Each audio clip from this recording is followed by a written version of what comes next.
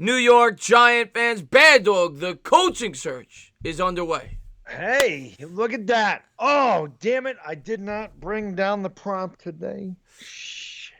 Had a prop. My wife, she went to, I don't know where she went, but she brought something home for her little Bad Dog today. And it was about a Snoopy about this big. And I wanted to bring it down. It said Merry Christmas on it. I was going to say, Merry Christmas, Giants fans. This guy's been fired. That girl is upstairs. Yes.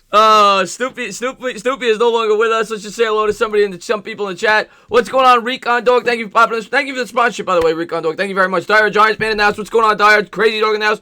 Giants Nation in the house.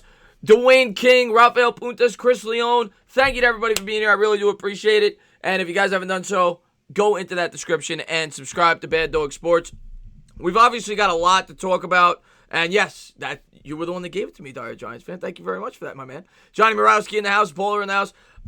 So the interviews are underway. They interviewed Chris Richard today, who when the Cowboys hired him, he was a big name. He was a guy that a lot of people were talking about as like a future type hire. He's not my first choice. I know he's not most Giants fans' first choice, but I'm impressed with him as a potential defensive coordinator. I've expressed that. Obviously, the head coach they bring on is probably going to have final, at least partial say.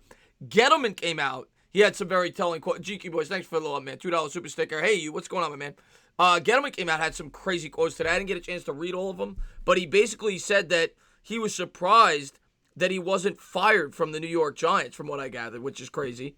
And Chris Leon, thanks for the love, man. $2 super chat. You can forget what he says. We forgot to sing the goodbye song to Shermer. Yeah. Oh, man, but a lot of crazy things. I'll have a video up on that tomorrow as well, but the coaching search is underway, and obviously there's 7 candidates. Wink Martindale, we'll go over it real quick. Eric Bieniemy, Chris Richard, Matt Rule, Joe Judge, Mike McCarthy, Josh McDaniels. Obviously, the favorites, most people are saying McCarthy, Martindale possibly, or Rule. That's what we're looking at. Yep. Yeah. God, whoever it is, man, just please turn this damn team around. Let's not have to fire a guy in 2 years again. Can we find somebody that can turn this damn thing around? And I actually got to watch Gettleman's press conference today. Gettleman always cracks me up. I don't know what the hell he's even talking about half the time. I don't get it. But, yeah, I mean, he pretty much did sound like he was surprised he was still there. And he said that obviously he's under the microscope every day. And that he said he hasn't done good enough. And I like that. I like that he said, somebody said, how would you grade yourself? He said, not good enough. And he said, I take a lot of culpability for the Giants being poor, and we got to fix it. I mean, that sounded like Pat Shermer, but at least he understands that he's part of the reason. But as he said, you got to give him a little time. That's why I think Gettleman's safe. You have so many – nobody played more rookie snaps than the Giants. We got a lot of second-year players as well. You had a really bad coaching staff. And he hit on Daniel Jones, and he hit on Saquon Barkley. So he hit on Ryan Connolly from what it looked like. He hit on Darius Slayton. He did well in the draft. He did enough to keep himself here for this year. But if we're bad again in 2020, he's gone. Yeah, no, I agree. He's under a microscope and he knows it. And there's a big offseason for him with the cap space. He's expressed that he doesn't plan on spending $20 million. He said he's going to keep $20 million aside, for which I think is the smart approach. I know a lot of people want them to go out there, spend all the money. I actually think that's the smart approach. You need that money to bring in guys like Daniel Jones to a long-term contract. Saquon Barkley, if you want to bring in a guy, in mid-season, like he said. So I do think that's the smart approach by Gettleman, even though he's not going to be breaking the bank. And he basically said this team's only going to get good if they build through the draft. So don't expect this team to be turned around with supreme free agents. They're going to continue to build through the youth movement next year. That's what it sounds like. I loved when he said that because that is absolute fact. You build through the draft. You address weaknesses with free agency, but you build through the draft. You can. I mean, we tried in 2016. It worked for 1 year. And then we were saddled with bad contracts, strapped for cap space, and screwed in 2017. So I like that he said that because that is how you do it, and that has been his strength. I'll give him an A- for his drafting. Obviously, his free agency signings, they've been a lot left to be desired, but I've stuck up for him before. He tried to trade, trade for Ogletree. He understood we had weakness at linebacker. He tried. It didn't work. He knew he had a problem with left tackle. He tried with Solder. That was the best guy available. He tried. He understood we had a weakness. It failed. Can't blame him for going out there and getting the best guys he could get to try to help the weaknesses that weren't addressed by Jerry Reese. So, although Gettleman lies, although he's done some head-scratching, like his Leonard Williams explanation, I still don't understand what the hell he was talking about, because it still doesn't make sense to me why we traded for him. But like I said, I think he's done good enough to stay here, and I think he's got one more year to prove himself. And if we suck again, he's gone. Yeah, I didn't understand his explanation for Leonard Williams trade. He didn't really go into much detail. He basically just said, we needed the guy, now we know what we have, and we know what we got going forward. Like, you didn't answer the question. The guy said, why did you trade what you traded to get him? And that's still a head-scratching move for me. I like Leonard Williams. I was a fan when we got him.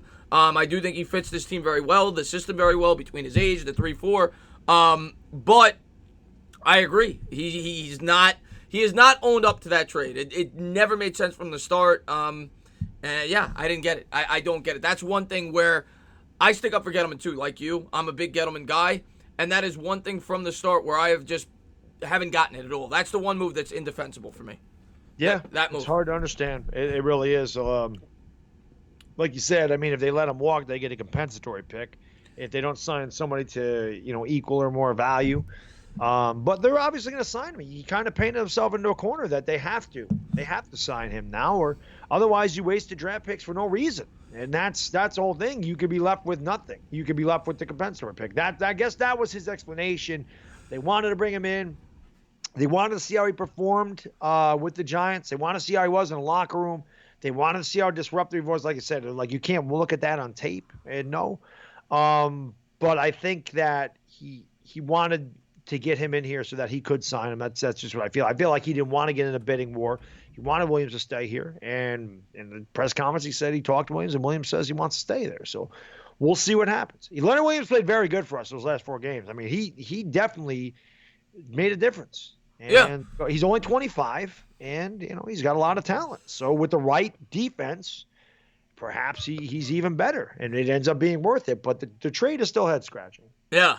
And then, obviously I want to talk about the coaches. That's going to be the big focal point tonight. Jason Garrett was officially fired by the Cowboys, which I think we all knew, that was inevitable. Now we just have to hope and pray as Giants fans, get on our hands and knees that we don't end up with him, and I don't think we will.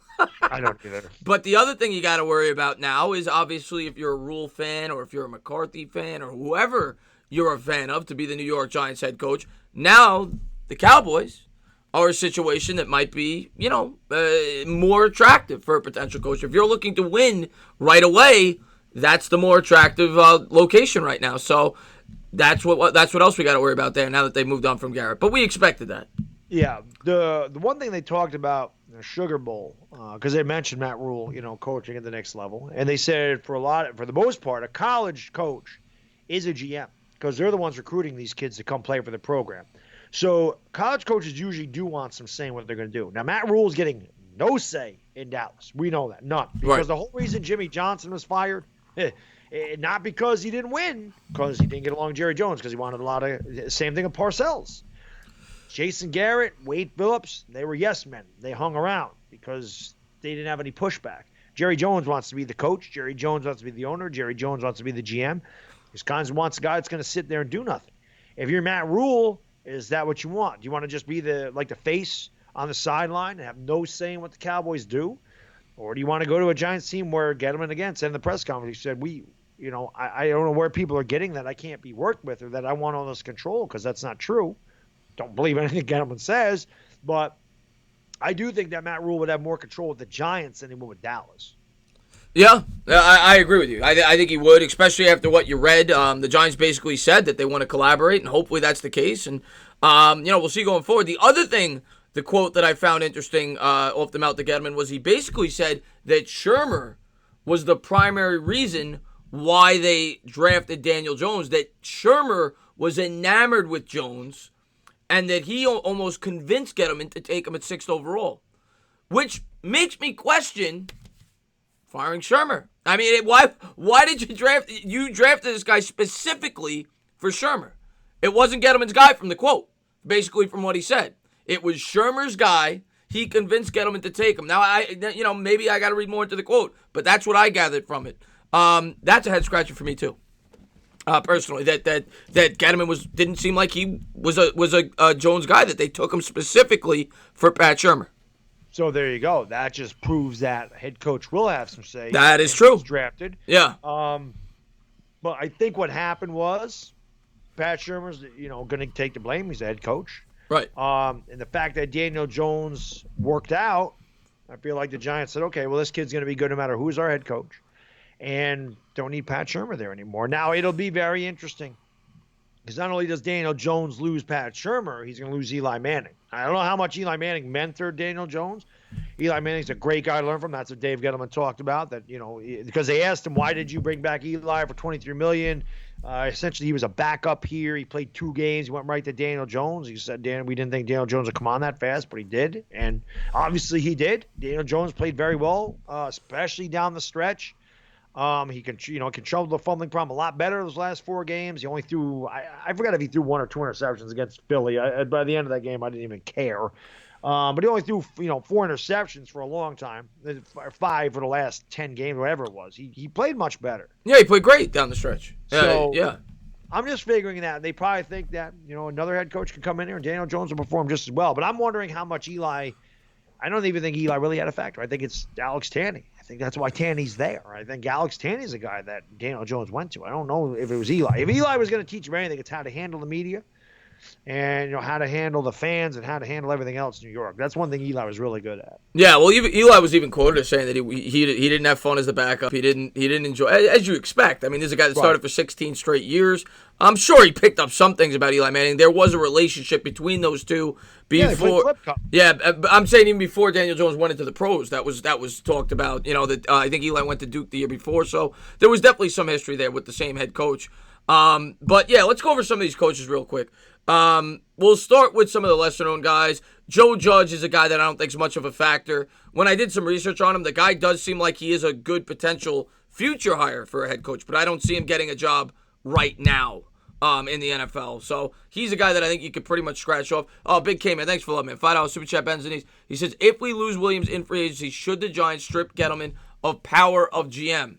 I don't think we're going to, in all honesty, Big Kane. And I mean, at this point, you got to trust Gettleman. You got to hope that he's got a good plan in place and we get it going in the right direction. I think we got to give him another year. I think that's the fair thing to do at this point. That's what the Giants decided to do. And as fans, we got to give him a year and see if he can get it going. And Patrick Wright, thanks for letting me, $2 Super Chat. You can forget about it. We should hire the Ravens DC as a plan if hired. We're going to get into him, Patrick Wright. I am really a fan of Wink Martindale. He has definitely moved up my list. The more I've looked into him, and I'm a big fan of Wink Martindale. But yeah, so I'll get rid of Judge. I don't even think he's a real candidate. What's your thoughts on McDaniels as a potential coaching hire for the Giants? Some Giants fans are high on him. I am not. Okay, as I said in the video today, and again, I just don't. I know you're doing videos for every one of these coaches. When I talked to Fisk, he said he was going to do. I don't have the time to do every. Yeah. I just don't. So I kind of threw 6 of them together. I didn't even bother with Joe Judge because, in my opinion, that doesn't have a chance in hell of getting the head coaching job for the Giants. So, oh God, who the hell did you just ask me about, Chris? I'm going to get the Super Chat and we'll get back to it. City for real, thanks for letting me. $5 Super Chat, Benzini. He says, I hope we get a coach that ain't afraid to run the damn football, and hopefully we build off of that. We say that all the time, and I think that is one of the things the Giants will look at. And I'll get into why Eric Bieniemy might be a guy you might like because of that. And John Letourneau, man, thanks for letting me. $5 Super Chat, Benzini. He says, Stella and stand up. My best sports YouTubers love you guys. Wentz had 4,000 yards passing with 500-yard receivers. A big test coming, y'all thought. I'm picking the Eagles this week, John. As much as I hate them, I'm picking you guys this week. Should be a really good game, though. I'm looking forward to calling it. But yeah, back to the question. I was asking about McDaniels. As soon as I heard Bieniemy, it popped back in my head. I don't want an offensive coordinator. The last 2 head coaches have been offensive coordinators, and they both failed miserably. Right. Josh McDaniels has a track record, not a great head coach. The Bill Belichick, and that's what I was going to say. In my video today, the Bill Parcells coaching tree, all of them succeeded for the most part. Right. The Bill Belichick coaching tree, not really. They don't have good track record. Mac Patricia's done a bad job. Charlie Weiss did absolutely nothing when he left. McDaniels had, 2 stints as head coach? Didn't do well either. Got the Denver Broncos off to a good start, and they completely collapsed at the end of the year. I don't know if Josh McDaniels is the guy for the New York Giants. I know that he works with Tom Brady, and that's the thing. It's Tom Brady, man. I mean, and I say the same thing about Eric Bieniemy. How hard is it to work when Tom Brady's your quarterback? How hard is it to be a coordinator when Pat Mahomes and Kyrie? No, it's a fair point to bring up. And Andy Reid's your head coach that's calling the plays. That's the other thing that people point out about Bieniemy. I'm not a huge McDaniels guy. I do think that everything you hear from Tom Brady, he's basically like, he gives him a lot of credit. He says that McDaniels is a really smart guy, and I don't doubt that. But here's my knocks on McDaniels. One, I think he's full of himself. He got that job way too early. He wasn't ready with the Denver Broncos. He flipped that entire roster. He drafts Tim Tebow in the first round when everybody said that was crazy. And gets rid of Brandon Marshall. Gets rid of Jay Cutler. Then he gets offered the Colts job. He accepts it, or verbally, or whatever, and then he backs out at the last second. I'm not a fan of McDaniels. He is off my list. If I'm the Giants guy, I do not want Josh McDaniels. He learned that from Belichick, because Belichick did that to the Jets. Yes, he did. Yes, he learned that from Belichick. Yes, he did. Yes, he did. But it turns out the Colts was not a bad job to take. Obviously, he couldn't foresee Andrew Luck retiring, but they do have a good offensive line and whatever else going forward. But I'm not a big fan of him either. And I'm like you. I would like a defensive mind if I had to pick, and maybe bring in a really established offensive coordinator, something like that, like a Pat Shurmur, someone like that, just to be an OC. But I'm with you. I would like a more of a defensive-minded head coach. Obviously, it's not going to be Pat Shurmur, but just, a guy like that. Bieniemy, though, is a guy that intrigues me a bit, even though... Oh, LA Girl, man, thanks for the love, man. $2 super chat. You can forget about it. He says, Rule and Wink are definitely my top choices. I agree. Those are my top two as well. My order right now, I'll say it. It's Rule, it's Wink, then it's Bieniemy. Those are my top three. And then probably McCarthy is 4. But I do like a lot of things I've read about Bieniemy. Really hard worker. That's one thing I could definitely say about him.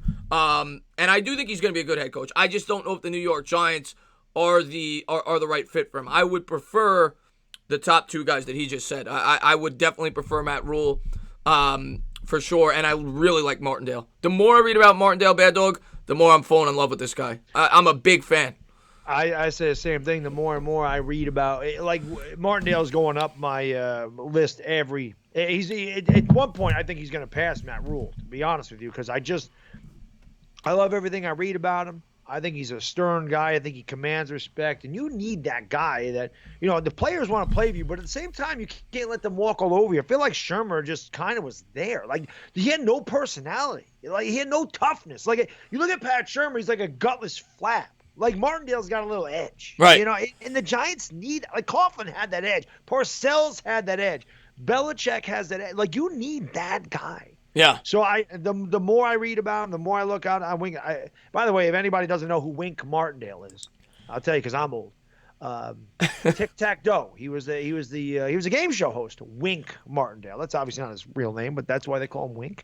Wink Martindale was a game show host back in the days. Tic Tac Doe. I used to watch that all the time when I was a kid. And I did not know that until I saw it in your video this morning, and then I when I did research, I saw it as well. And Arturo, man, thanks for letting me. $2 super chat. You can forget about it. He says, "Sup, guys? What's Bad Dog's position on Chris Richard?" Yeah, we were talking about him a little bit earlier. I'll let you go into more.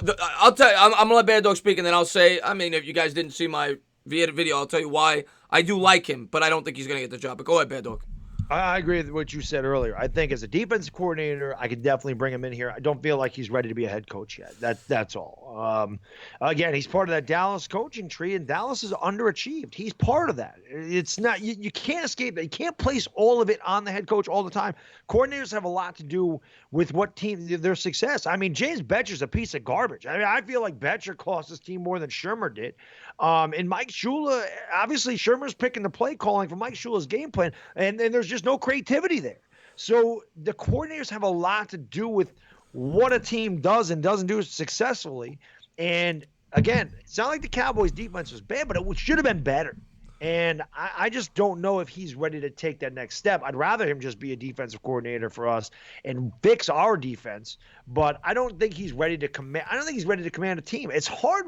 That's the hard thing with coordinators. You just never know. Yeah. Some great coordinators are not good head coaches. It's tough. It really is. And Metal Gear, I'm going to get to that one second. I just want to piggyback off of what Bad Dog said that right there. The thing that attracts me most to Richard in terms of a candidate, and I think the reason that the Giants even are considering him as a potential head coach is because of his success in the secondary. And you look at what the New York Giants did. This guy's a former cornerback. He came in. He was responsible for the Legion of Boom with Seattle. He comes to the Cowboys his first year. He makes Byron Jones, who was a failed draft pick, into a Pro Bowler by switching him back to cornerback from the safety. So he's had a lot of success in the secondary. This year, he took a step back. I think that's why he's not as sexy of a hire right now. But when you look at what the Giants did, they have a lot of young players in that secondary, and I think that's why they've even considered him, because they look at the DeAndre Bakers, the Sam Beals, all these first-round graded prospects. Julian Love. Right. And they're like, Chris Richard. Jabril Peppers. Yeah, Jabril Peppers. And they might be like, this guy could be a good fit. So I think that's why they're even considering him, because of his reputation for fixing secondaries. And that's why I would love him as a defensive coordinator. But like you said, I don't think he's ready to be a head coach quite yet. Yeah, that's just my take on that. Yeah. I just don't feel like he's ready. I feel like there's two guys that are ready to coach Giants, and then that's about it. Yeah, and Metal Gear, man, thanks for that, man. $5 super chat. Ben's and Easy says, where do you guys rank Mike McCarthy as the next head coach? I mean, the guy is a proven winner. Metal Gear, that's a fair take. And I'll say this, Bad Dog, and neither one of us are McCarthy guys. And a lot of Giants fans don't seem to be McCarthy guys. But I will say this, if I'm being fair, did I miss your super chat?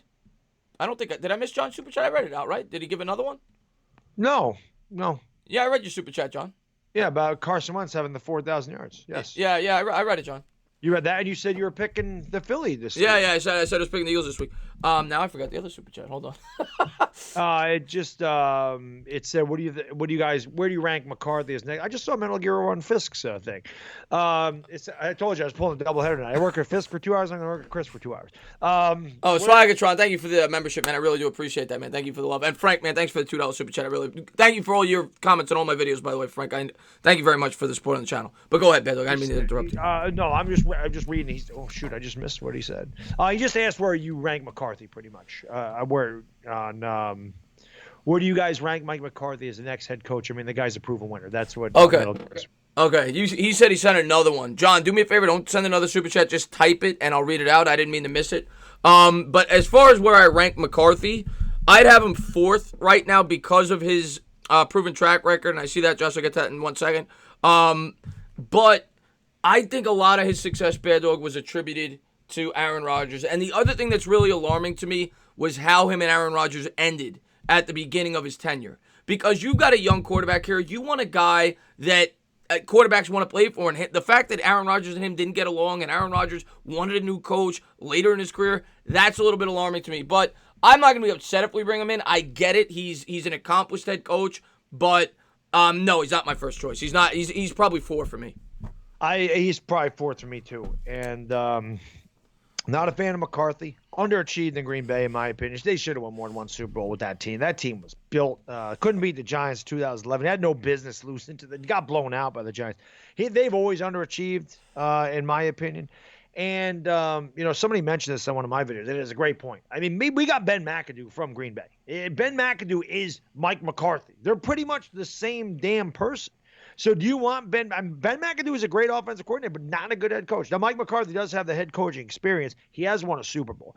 But I said this before, and it's kind of like Bieniemy with Pat Mahomes. He had Aaron Rodgers. Right. I love Daniel Jones. Daniel Jones is not Pat Mahomes. Daniel Jones is not Aaron Rodgers. So you can't just be like Aaron Rodgers and Pat Mahomes are two guys, and there's very few elite quarterbacks in this class of quarterback that can improvisation. Right. Where it doesn't matter what you call, that guy's going to make something happen. Daniel Jones is not, I love him. No, he's not Aaron Rodgers. He's not Aaron Rodgers. He's not. And he's not the guy. So you have to build a correct game plan around him. You can't just throw something out there and hope it sticks. Like you can with Mahomes and like you can with Rodgers, because they can do all kinds of different things that Daniel Jones doesn't. That's what scares me about Mike McCarthy. He'd have to take a big step back. And that's no knock on Daniel Jones. It's a compliment to how good Aaron Rodgers is. I agree. I completely. That's my biggest concern with Mike McCarthy. And then he said he doesn't get along with Aaron Rodgers. That's the other thing. With Daniel Jones. And then the other thing I want to point out, I'm going to read these super chats in a second. I just want to say one last thing about Mike McCarthy. The other thing that's quite alarming to me, and granted, The Packers did add three really nice defensive pieces. That has something to do with it. But look at the team's record the year after Mike McCarthy leaves. They went from like a 6-win team to a 13-win team. So exactly. I said it right in my video. They missed no beat. They were actually better. Yeah, they did it. It's kind of like when Coughlin left, though. They did add a completely new defense, if we're being fair. But still. Josh, man, thanks for letting me in. $5 super chat. Ben's and Easy says, I would love to get Wink, bring in Joe Brady to help Daniel, and maybe a Rex Ryan for DC. We're going to talk about that in a second. I just want to read Johnny's. I just want to say hi, Bobby. Hi, Bobby. Hi, Bobby. Where are you, Bobby? And Josh, as far as and thanks for the love, Johnny. Wink. All right, bring in Wink as the head coach. Joe Brady is the OC, which is who he wants as his offensive coordinator, and to help Daniel, and Rex Ryan is DC. Okay, I think all of that is possible, even though there have been rumors that have come out. And I just want to make sure, did I miss anything other? Because my chat just skipped. I'm good. Peter just brought one, and that's okay. I see that one. Okay. Yeah. I'll get to that 1 second. But yeah, I think all that is possible outside of Rex Ryan. I don't think Rex Ryan is coming out of the TV booth to be a defensive coordinator. Rumors have come out that Brady is not going to be leaving LSU, but that's coming from the head coach. So read that with a grain of salt. So I think the OC and the head coach are possible. I do not see Rex Ryan being a defensive coordinator. Chris Leone sent one too. Did you see his? It was $2. Said Tom Coughlin could turn this team around. I don't know if you saw that one either. I might have missed that one. You know what? Let me get my phone out because my chat is skipping. Mine does that crap too. Yeah. Yeah. Lewis will beat. How can I be the man when you're the man? But thank you guys for the love, man. Let me. Did Leone's come before or after Peters? It came before Peters. Okay, so thank you, Chris Leone, for the $2 super chat. You can forget about it. And he says he loves Tom Coughlin, by the way. Loves him. And Peter, thanks for the love, man. $2 super chat. He says McCarthy is 67th on my list. He sucks. Not a fan either, Peter. Yeah. And what's going on, Crombite? Thanks for popping. I'm just gonna pull up my chat real quick. That way I keep up. But thank you guys for being here. Do appreciate it. But yeah, I'm with you guys. I am not a big fan of McCarthy at all. Not even a little bit, to be completely honest with you. He's fourth. I'm not gonna cry if we sign him because I'll understand it because of he's by far the most experienced coach of everyone on this list. That's the attraction to McCarthy. He has a Super Bowl ring. He's experienced, so I get that aspect of it, and I get why people are attracted to that. But outside of that, I'm not a huge fan of McCarthy. Jake Jackson says I should be the head coach. I'd rather be the DC. I don't want all the responsibility. Just let me handle the defense. I feel like I got that. I feel like I have a defensive coordinator's personality. Like I'm a little rough around the edges. I'm loud. I'm aggressive. I'm abrasive. I can be really mean. Like I feel like that suits me better. Yeah. Than having to handle the media because I wouldn't do good with the media. So let me be the defensive coordinator. Swaggertron, man, I would love to apply to be. He says, can you guys apply for the coaching jobs, please? Because during the games, you'll be calling our plays. I'm with you, man. I would love to. Me and Bad Dog should. Do they have an application? Yeah. You think you apply online for that, Bad Dog? I'm sure they take it seriously too. Well, they did. They basically just hired a special teams coordinator. We're not far off from that. I mean, yeah, really. I mean, honestly, can we really be worse than Shermer is the question. And the answer is no. But thank you guys for being here. We really do appreciate it. All right, we talked a little bit about Rashard. We didn't get too much into Bieniemy. Obviously, we're going to take some questions from you guys. You guys will lead the show in a minute. We talked about Wink, who we're both very high on. We didn't talk a lot about Rule yet. One thing a lot of people, I was on Twitter last night, and everybody's going crazy about the bowl game. Everybody's saying, and I didn't get a chance to watch it, to be completely fair. I worked late. I didn't get a chance to watch it. I read that his usage of timeouts was not good, things like that. What did you think of Rule's performance last night? And do you think that affects your opinion of him as a potential coaching candidate? As I said, the timeouts were interesting. One of the times he didn't get to play in on time. Another time, I believe it was a big third or fourth down. I was actually watching it again this morning, but again, I'm trying to watch my son too, so some things I'm missing. So it was a big play. The one knock on him was 19-7. They had it at their own 46, and he went for it on fourth. He probably should have punted there. Outside of that, I don't know why people are getting on Matt Rule. As I said in my video, the SEC is a far superior conference to the Big 12. Oklahoma won the Big 12, okay? Oklahoma they got destroyed by LSU. They would have lost to Georgia. They would have lost to Bama. They would have lost to Auburn. They would have lost to Florida. There's 5 SEC teams that were going to beat Oklahoma and beat them convincingly. There is no way, even with Georgia sitting 14 starters, that Baylor was as talented as that Georgia roster. It's not close. George Pickens still played. Jake Fromm played. Pickens, one of the best, probably the best freshman in the country receiving-wise. Had a huge first half. And DeAndre Swift played. And Baylor's offense isn't that good. Charlie Brewer's not a good quarterback. The running backs are Denzel Mims is their best player. Mims was hurt most of the game. Still played pretty well. But then Brewer got hurt in the fourth quarter. You can't blame Matt Rule. And people could say, well, he's going to have inferior talent with the Giants. It's not the same. NFL talent's a lot closer than you think it is, as opposed to Georgia and Baylor. That's not close. Oh, yeah, no. So much more talented. Georgia was a national championship contender going into the season. Baylor way overperformed their talent level. And so what? Abe, thanks for love, man. $5 super chat. Benzini says Perry Fuel back as defensive coordinator. Anything's possible. I mean, like we've said, it's going to come down to the head coach and who they want to bring in. Perry Fuel was okay. He was okay, but maybe. I mean, there's a lot of guys that are potential candidates. The one thing, just to finish that Baylor, the Sugar Bowl. The one thing I'll say about them, they showed a lot of fight. They were down 19-0 in that game. They could have rolled over. They could have died. They didn't. They fought back. They played as hard as they could. They played hard for him. That's what I saw from that Baylor team. They played hard. They never gave up. They tried to keep that as close as they could. At the end of the day, they were just not as good as – and like I said, Oklahoma beat Baylor twice.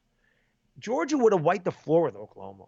Yeah. I watched them. I watched Baylor. I watched the Big 12 and the SEC. They're the two conferences I really pay attention to, and then Clemson. And Ohio State, I paid a lot of attention to them this year. I paid more attention to the Big Ten than I normally do because there's a lot of good teams there. You had Penn State, you had Michigan, you had Wisconsin, you had Minnesota. That was a really good conference this year, so I paid more attention to it than I ever have before. But he just didn't have the horses to beat Georgia. Yeah, I mean, the SEC every year they're filled with double the amount of NFL players of most other conferences. So right, yeah. I don't know. Besides Denzel Mims, I don't know if there's an NFL player on that Baylor roster. And that Baylor roster that he had out there, most of those players were 1-11 in 2017. They were 11-2 before that bowl game this year, only losing to Oklahoma twice. Yeah, and they had a big lead on Oklahoma that first game. They just couldn't close it out. So he's done a great job. He's done a good job. I'm not going to knock him. Here's the thing I'm going to say about Matt Rule, and it's the same thing I'm going to say about Dave Gettleman. I think a lot of people are seeing Matt Rule rise up quickly through the coaching tree for the New York Giants, and they're like, okay, now I got to look for things not to like about this guy. And now they're putting him underneath a microscope, and they're looking for any wrong things to complain about. I think that's what happened for that bowl game. My opinion on Matt Rule has not changed. He's still a very good coach. This guy didn't come out of nowhere. This guy was very sought after the year before. The New York Jet fans were begging to get this guy. I remember. I have a lot of Jet subscribers. They were so upset when they didn't end up with him. Matt Rule is very highly thought of as a head coach. What he's been able to do with the Temple program, with the Baylor program, is beyond impressive. Now, you could certainly argue that he might not be able to do that at the pro level. It's a completely different animal, but I think he's worth a shot. He's still my number one target.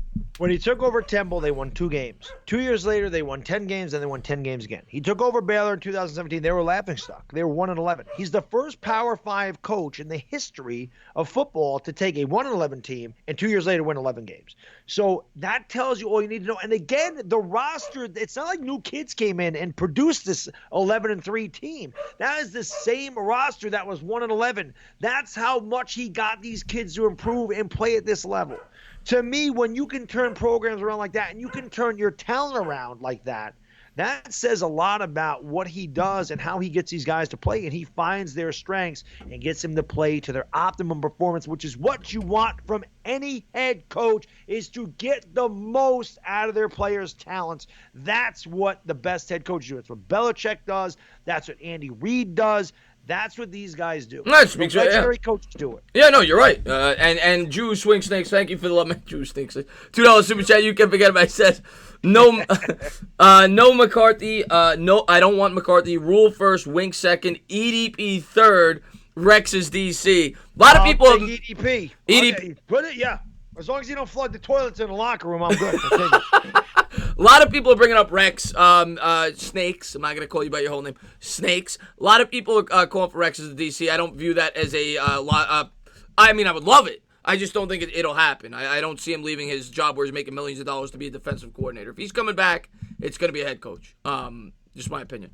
One, L.A. Lou, really good point. Said, it looks like the Rams are going to release Wade Phillips. I'd take him as our defense coordinator in a heartbeat. I love Wade Phillips. I would Phillips. take Wade Phillips as our defensive coordinator in a heartbeat if the Rams let that guy go. So he's a 3-4 guy as well, right? The Rams they run a 3-4. Yes. Yeah, Littleton's. We can also bring Littleton over here. So yeah. It It seems to me when you look at some of the guys they're looking at, I think they're staying in the 3-4. These guys, Martindale runs a 3-4. I think they're going to stay with the 3-4. I really do. I'd be surprised if they go 4-3. Yeah, well, you know what that means. They'd go Isaiah Simmons with the first pick. By the way, I don't know if you watched that bowl game. I don't know if you watched the Ohio State. I did. Did you see that interception that Isaiah Simmons had? Mm-hmm. That's when I watch Isaiah Simmons play. I know he's an undersized line, but I don't give a damn about size. It's not about your size. It's about your heart. It's about your skill. Okay, he's a little smaller. We have gotten destroyed by tight ends for years. Isaiah Simmons clears all that up. Oh, I'm a Simmons fan. A tight end. I like Simmons. I like Simmons. He also had 7 sacks. Yeah. And 14 and a half tackles for loss. This kid is a beast. He's a good player. Bring him the hell in here. The only thing you got to worry about is his size, but I like him. I'm a fan of him. I would be completely fine with taking him at 4 overall. And Big Kane, thanks for that, man. $2 super chat. You can forget about it. He says, I'll go. He wants the 49ers defensive coordinator. And I'll tell you what, Bad Dog, I'm a little surprised that they didn't at least call him up for an interview. I am too. Because that's a name I hear a lot too. Yeah, and nobody did. It wasn't just the Giants. Nobody called him up for an interview. I'm surprised. I am surprised. With what he's done in San Francisco, that turnaround, I cannot believe that he has been talked about. Let me just ask you, to go back to Isaiah Simmons for a minute. Who is the same size at 21 as they are at 23? You telling me you don't? No, he could definitely put on 15, 20. Yeah. 230, it's that's a big athletic kid, and he runs a 4.45 40. Yeah, and like Mo just said, that's not drastically undersized. He's not 6 foot 215. Right, 6'4", 230's good size linebacker. Yeah, we'll see. We'll see. We'll see if they decide to take him. It's weird. In some mocks, I see him going like 13. In other mocks, I see him going like 7. Very few mocks do I see him going to the Giants at 4. So let's trade back and get him then. I mean, if that's the case, and things change. We know that as the draft approaches. Combine. Yeah, combine, and even after the combine, Daniel Jones. One thing I'll say about the Giants too, JPP was undersized, right? OCU Manure was undersized. These guys are smaller defensive ends, and we saw what those guys did for us. Right. They weren't big. They weren't your 6'5", 300-pound defensive ends. They were like 260. So they were also. But you get that long, athletic kid. You just want football players. You know, that's what Gettleman said. Ryan Connolly's a football player. You think Ryan Connolly's got the most talent? No, he's a football player. Isaiah Simmons is a football player. We need Isaiah. I'm with you. And to Gettleman's credit, let me get to that in Caesar Moon's man. Thanks, Philip, man. $5 super chat, Benson.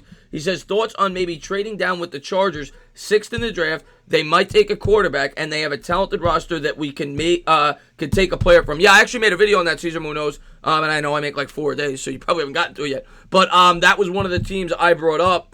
And I think they're a perfect match because you're only dropping 2 spots if they wanted to trade up. But I do think the Giants are in a spot that's attractive to trade up for because you jump the Dolphins, who are projected to take a quarterback. Maybe the Chargers feel like if they jump to 4, say it's Tua, say it's Fromm, whoever it is, I don't care who it is, it's a quarterback that they want to jump the Dolphins for. And I think you get a similar price to what the Jets gave up when they moved up from 6 to 3. It won't be Fromm.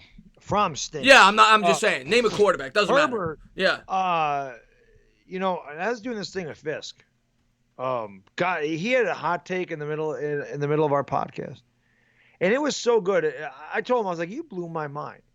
He said, the Giants could end up with Chase Young legitimately because he said the Redskins.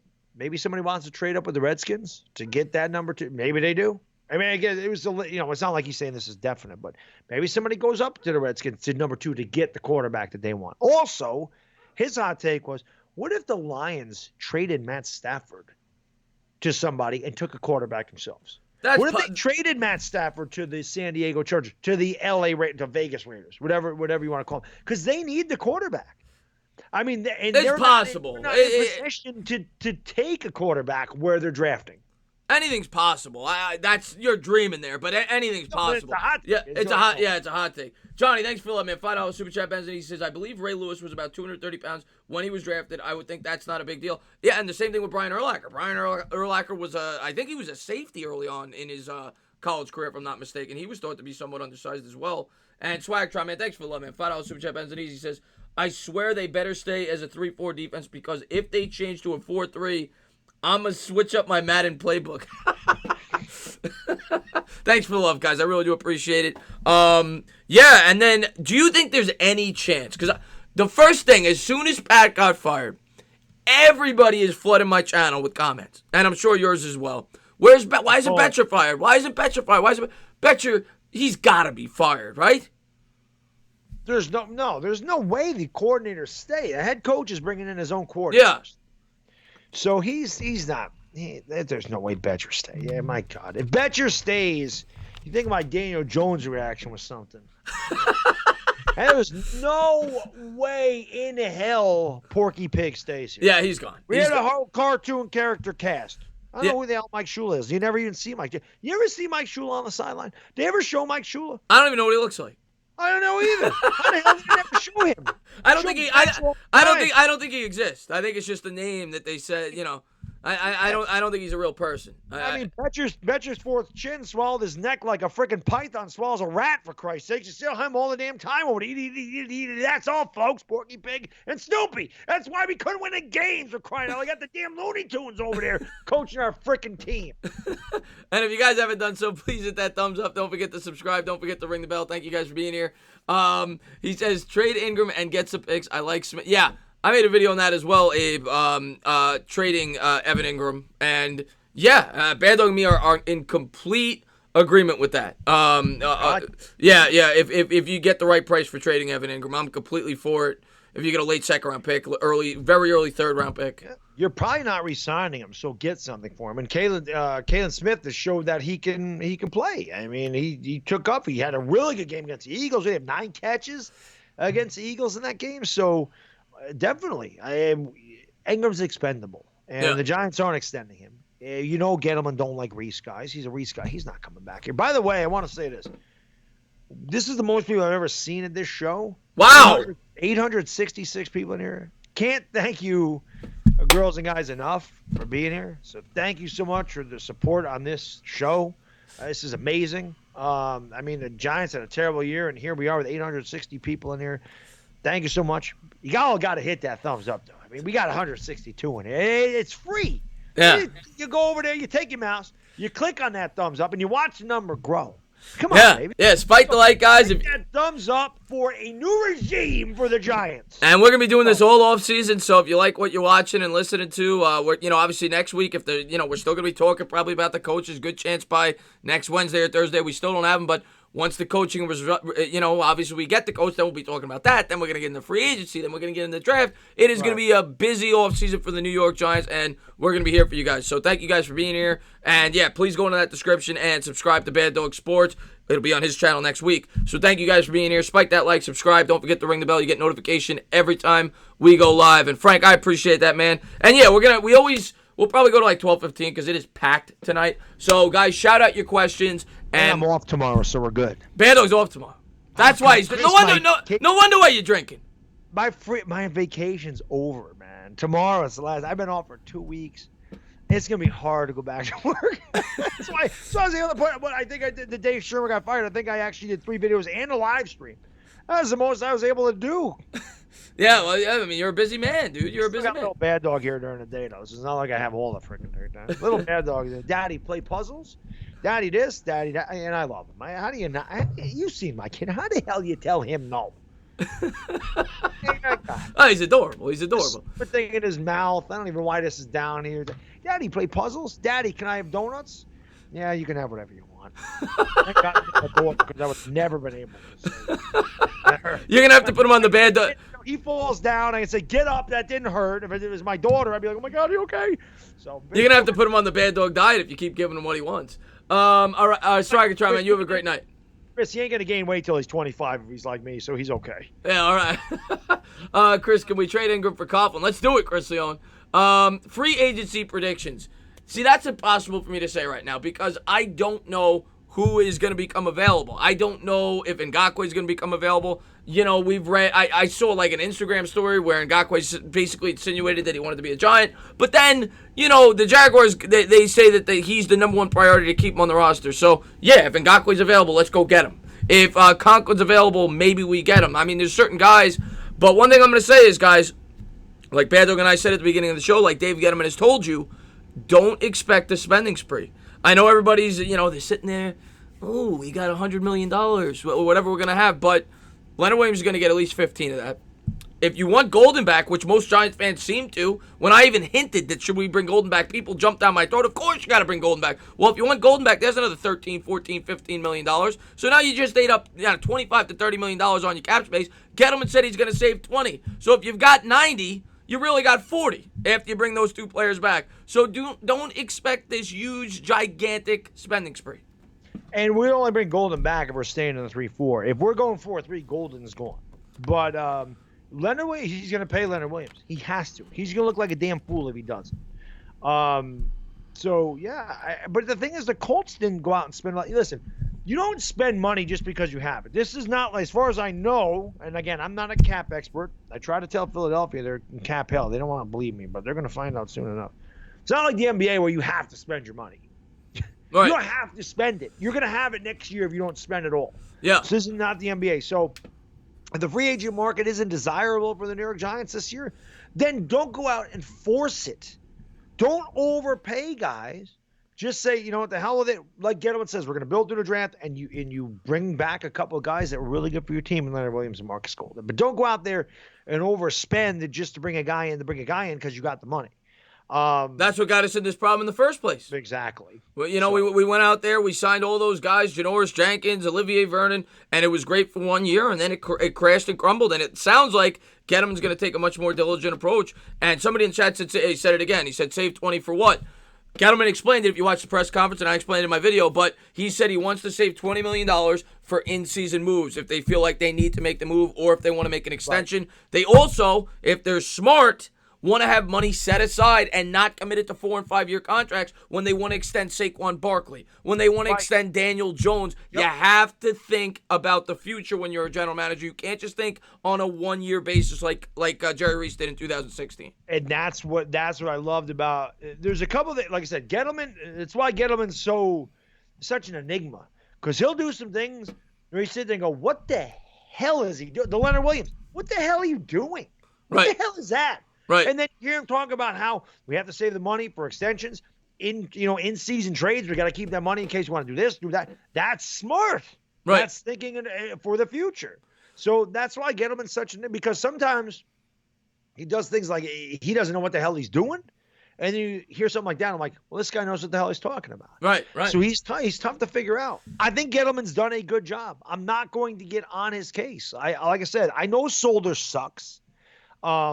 But that was the best guy he could get. And what could he do? He tried, man. He understood. Left tackle's is a mess. We're taking Eric Flowers and moving him to the right side. Now, he didn't work there either. But he tried. He brought in Alec Ogletree. He drafted Lorenzo Carter. He brought in Marcus Golden. He did things to help this 3-4 defense. Ogletree was a failure. But Ogletree was good with the Rams. That's the thing on Gettleman. And let me get these super chats. I'm gonna $2 super chat for Chris Leon. You can forget about it. He says if Matt Rule comes, we're going 11-5. I sure hope so. That would be great, Chris. And Arturo says $2 super chat. You can forget about it. He says my GM Ballard. We have $160 million, but the Colts had more money than God last year, and they didn't spend all of it. Right. But no, I feel like with Gettleman, and I'm not saying some of it is not justified. It certainly is. He has definitely made moves that deserve to be criticized. But I saw a list on Twitter today that was like 30 things that this guy did that was wrong. And I'm like, okay, well, I can't blame him for that. Like, people have nitpicked with Dave Gettleman to a point where any little thing that they could try to point out, they criticize him for. They criticized him. One of the names on the list was the safety they brought in. What's his name? The Cardinal safety. What's his name off the top of your head?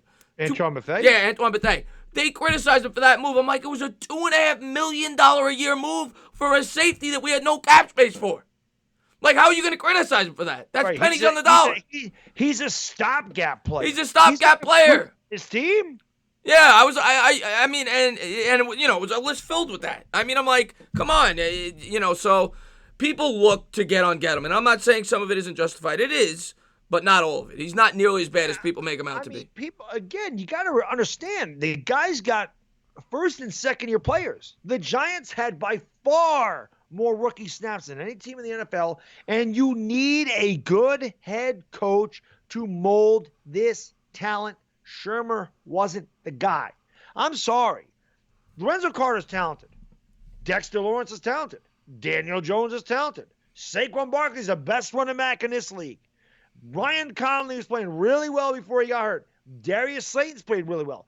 DeAndre Baker is very talented, and when they actually used him in press coverage, which is all he did at Georgia, he played much better. He played zone for the first time in the NFL. It is a very hard transition. I say this all the time. The second hardest transition is you got quarterback first, toughest transition from college to NFL. Second is cornerback. You have a kid out there who's never played in the NFL, all of a sudden playing a completely different defense that he's never played in his life. That doesn't make any sense. Right. So you have to get the coaches that understand what these players' strengths are and use them. These kids are talented. They need a head coach. I'm not going to get on Gettleman. I think he's done a great job with the draft. I think he tried.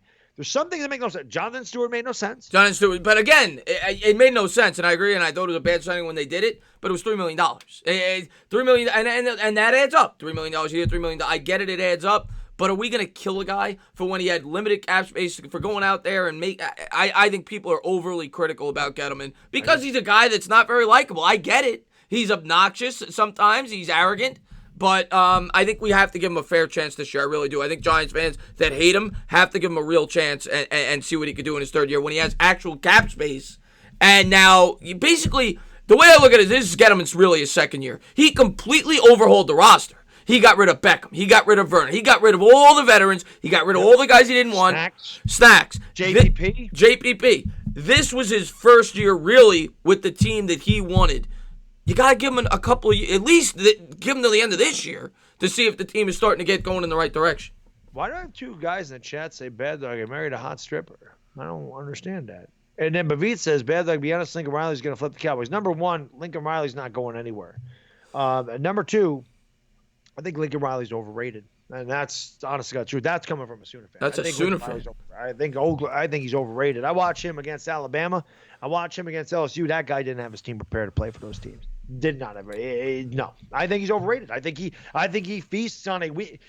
People can say this about the Patriots, always feasting on a weak division, and they do, and they beat the teams they should beat. That's Oklahoma. They're one of the weakest Power 5 teams in the country. Lincoln Riley beats up on that conference, and their non-conference schedule is cupcake crap. They played North Dakota. They played UCLA. They don't play anybody.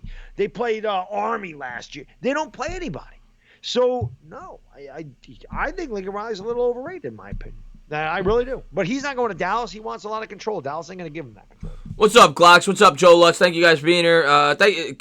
Sorry, guys, when we're talking to each other, it's hard to shout everybody out, but thank you guys for being here, and go ahead and shout out your questions. Can the D improve without a major secondary overhaul? The D can improve, in my opinion, Montana, if they could get a supreme pass rusher, whether it be in the draft, whether it be in free agency. That is the key, because we say it all the time. You get a great pass rusher to get after the quarterback, that's going to make the secondary better by itself. You look at all those great teams. They didn't have great secondaries with the Giants. They had mediocre to average secondaries, but they had great pass rushers. When they got to cover a second less, they're going to look a lot better than they really are. So, yeah. Yep. You look at the 49ers this year, Bosa, D Ford, they made that defense look a hell of a lot better than it was the year before. Fisk and I talked about this on our podcast. Yeah. 2007, their Giants secondary was average. Corey Webster, Aaron Ross, not the best. The pass rush was amazing. I told him, I said, let me go back even farther. I said, I can go back to 86. Our cornerbacks were Elvis Patterson and Perry Williams. And then in the secondary, the safeties, you had Herb Welch and Terry Kennard got hurt. I don't even remember who the other safety was. But that secondary was terrible. The best secondary I saw the Giants have was 1990 when they had Everson Walls and Mark Collins. Those guys were good cornerbacks. But their secondary was not good in any of these guys. They were average to below average. But that pass rush makes your secondary look a lot better, because if the quarterback has to get rid of it before the receiver can run his route, secondary North No, Dakota. it's night and Makes a big day. difference. And Greg, man, thank you for the love, man. I don't know what currency that is, but thank you so much, man. I think he's from France, maybe. Thank you very much. $2 super chat, you can forget about it. And Glack says, Gettleman, $5 super chat, Ben Zanini says, Gettleman admitted he failed trying to win now. I don't know if you've seen it. Yes, I did. That's another quote I didn't talk about. He did. I don't know if those were the exact words, but those were the headlines that came out that Gettleman admitted that he made the wrong decision by trying to win now and rebuilding at the same time. And a lot of Giants fans criticized him for that when he was doing it. To be fair, who knows? Maybe Mara forced Eli on him. We'll never know. Mara's not going to come out and admit that now that Gettleman's taken the responsibility for it. But if that was the case, if it was his decision to stick with Eli Manning and not try to bring in the quarterback, he admitted basically, the way I read that, Bad Dog, he's kind of admitting that he should have not taken Saquon Barkley with the second pick because he's saying, I tried to win now and rebuild at the same time. By taking Saquon Barkley, that was a win now move in his first year. I think that's what he was criticized for doing in his first year, and he's kind of admitting that that was a mistake. Yeah, he did. He pretty much did come out and say that in his press conference. But you know what? I like that at least he's admitting it. I mean, I don't know what else to say. I'm kind of torn on Gettleman. Like I said, there's some things that make me want to pull the rest of my hair out that he does. And then there's some things I'm like, you know what? At least he's taking ownership for it. They asked him why he's not in front of the crowd, like why he doesn't address the media. He made a good point. He said, and he's right. What GMs actually address the media every week? I don't know any GMs that come out and address the media. No, you're right. It's because he's in New York. And look what happens when he does address the media. They want to chop off his head. I mean, it's crazy. And then today it was the same thing. He goes on the radio and they're going after, and he makes it easy. He comes out with some quotes that and he's just himself though. That's what I admire about Gettleman. He's just gonna talk like to them like he would talk to you and me. Right. But some people don't like that. Yeah, I think that's what it is. I think people want him to answer correctly every time. And I like that he's himself. And I like that he said, I'm not doing good enough. I haven't done good enough. I like that. He's admitting, hey, we've won 9 games since I've been here. That's not good enough. I got to do better. You don't get many, especially at that level. Most of these guys have a wicked ego, and they don't want to take ownership for things that they've done wrong. I gave him credit. I said, wow, he actually came out and said, I get a lot of culpability for the Giants' failures. And I like that. I have to do better. I like that. At least he's admitting he's got to do better. But yeah. I think in the draft, he's done a good job. Oh, you can't knock his drafts. I mean, 2018, if you want, it doesn't look as good as we thought. But 2019 so far, you cannot knock that draft. It's as good as you could have hoped for. Once they brought Lorenzo Carter up to the line of scrimmage, he's played a lot better. He's played a lot better, yeah, for sure. And R.J. McIntosh has done well when he's been in there. Just hasn't played a lot. Obviously, not Tannehill. God, what the hell was the guy's name? Ryan Goleta. That was a throwaway. But yeah, 2019 he did a much better job. His draft in 2019 was really good. I just want to say thank you to Kristen Norman. You don't got to keep posting that, man. Thank you for the love, though, man. Kristen is one of my best subscribers. But thank you, Sonor. You all ready for the World War III? Good chance it's coming. More than likely, draft will come. No, I don't want to talk about that. Do you think? Do you think that Freddie Kitchens could mold Danny Dimes better than he did with Baker? Well, we're not gonna. Freddie Kitchens is not gonna be the. What do you mean? As an offensive coordinator, he's not gonna be the head coach. He's not gonna be a head coach anyway. Yeah, he's not gonna be the head coach anyway. Chris, and thank you, Dyer, Giants fan as well. Big Lou says Chris Wink Martindale has developed a lot of players for the Ravens to build that defense. Do you think he could make our defense good with all the young players we have? 100%. Big Blue. That is the biggest attraction for bringing in Wink Martindale. And I'm like Bad Dog. I love Matt Rule. It's gonna be hard for him to pass Matt Rule. But the more I see his credentials and okay, this is his coaching tree, by the way, for anybody that didn't watch my video. Wink Martindale coached with John Harbaugh in 96 in college. He then also coached with Rex Ryan in 97 and 98. They coached the same defense in college. He then coached with Rob Ryan later, and he coached with John Harbaugh's dad. So he's coached with 2 Harbaughs. He's coached with 2 Ryans. He's been involved with the Ravens team for the last 6 years. You're talking about one of the best defensive families in the history of football. The Rob Ryan, Rex Ryan, everybody else, great defensive minds. You're talking about one of the greatest offensive minds. Jim Harbaugh's a fantastic offensive mind. John Harbaugh's done a great job with the Baltimore Ravens. He has a fantastic coaching tree. He had the number 1 ranked defense in football 2 years ago. Number 3 this year. That's with losing C.J. Mosley and Zadarius Smith. And they're still at the top of the league. This guy's done a great job as a defensive coordinator, and he's very aggressive. Something that some people don't like. Betcher's very aggressive. It hasn't worked out, but he's going to bring a very aggressive defense to this team. Not aggressive. Not aggressive. Well, he was known for blitzing, is my point. What? When? I was going to say, what's he aggressive at? The buffet line? Where is he aggressive? 3rd and 12. Let's play a 15. Let's play a soft zone. Well, yeah, you're right. Where the hell was the aggression with Betcher? There's no aggression. Well, he was all right. I should rephrase that. He was regressive with the Cardinals. There you go. Yeah, he wasn't very aggressive with the Giants. Right. He was regressive here. Yeah. Like my hair, he was regressive. Listen, yeah, obviously great pedigree from Wink Martindale, and you look like you said a great point about them losing Zadarius Smith and C.J. Mosley. C.J. Mosley, and they still right at the top of the league in defense. I mean, this guy could turn it around. This is the type of guy you want to come in here and mold your young talent. That's why the more, and I want that defensive guy. That's why those two. That's why it's Martindale and Matt Rule, and then there's everybody else. Because to me, you watch what Matt Rule's done turning around the Temple and the Baylor program, and then you look at what Martindale's done with Baltimore's defense with moving parts all over the place, and they're still at the top of the league, and they're still one of the most intimidating defenses in the league. I want that guy to be able to mold all the talent. You look at all the young guys in defense, Jabril Peppers. You look at DeAndre Baker, Corey Ballantyne, Julian Love, Dexter Lawrence, Leonard Williams, he's only 25 years old, Lorenzo Carter, B.J. Hill, Dalvin Tomlinson. They're all young. Right. So young. That's the attractive thing about this job.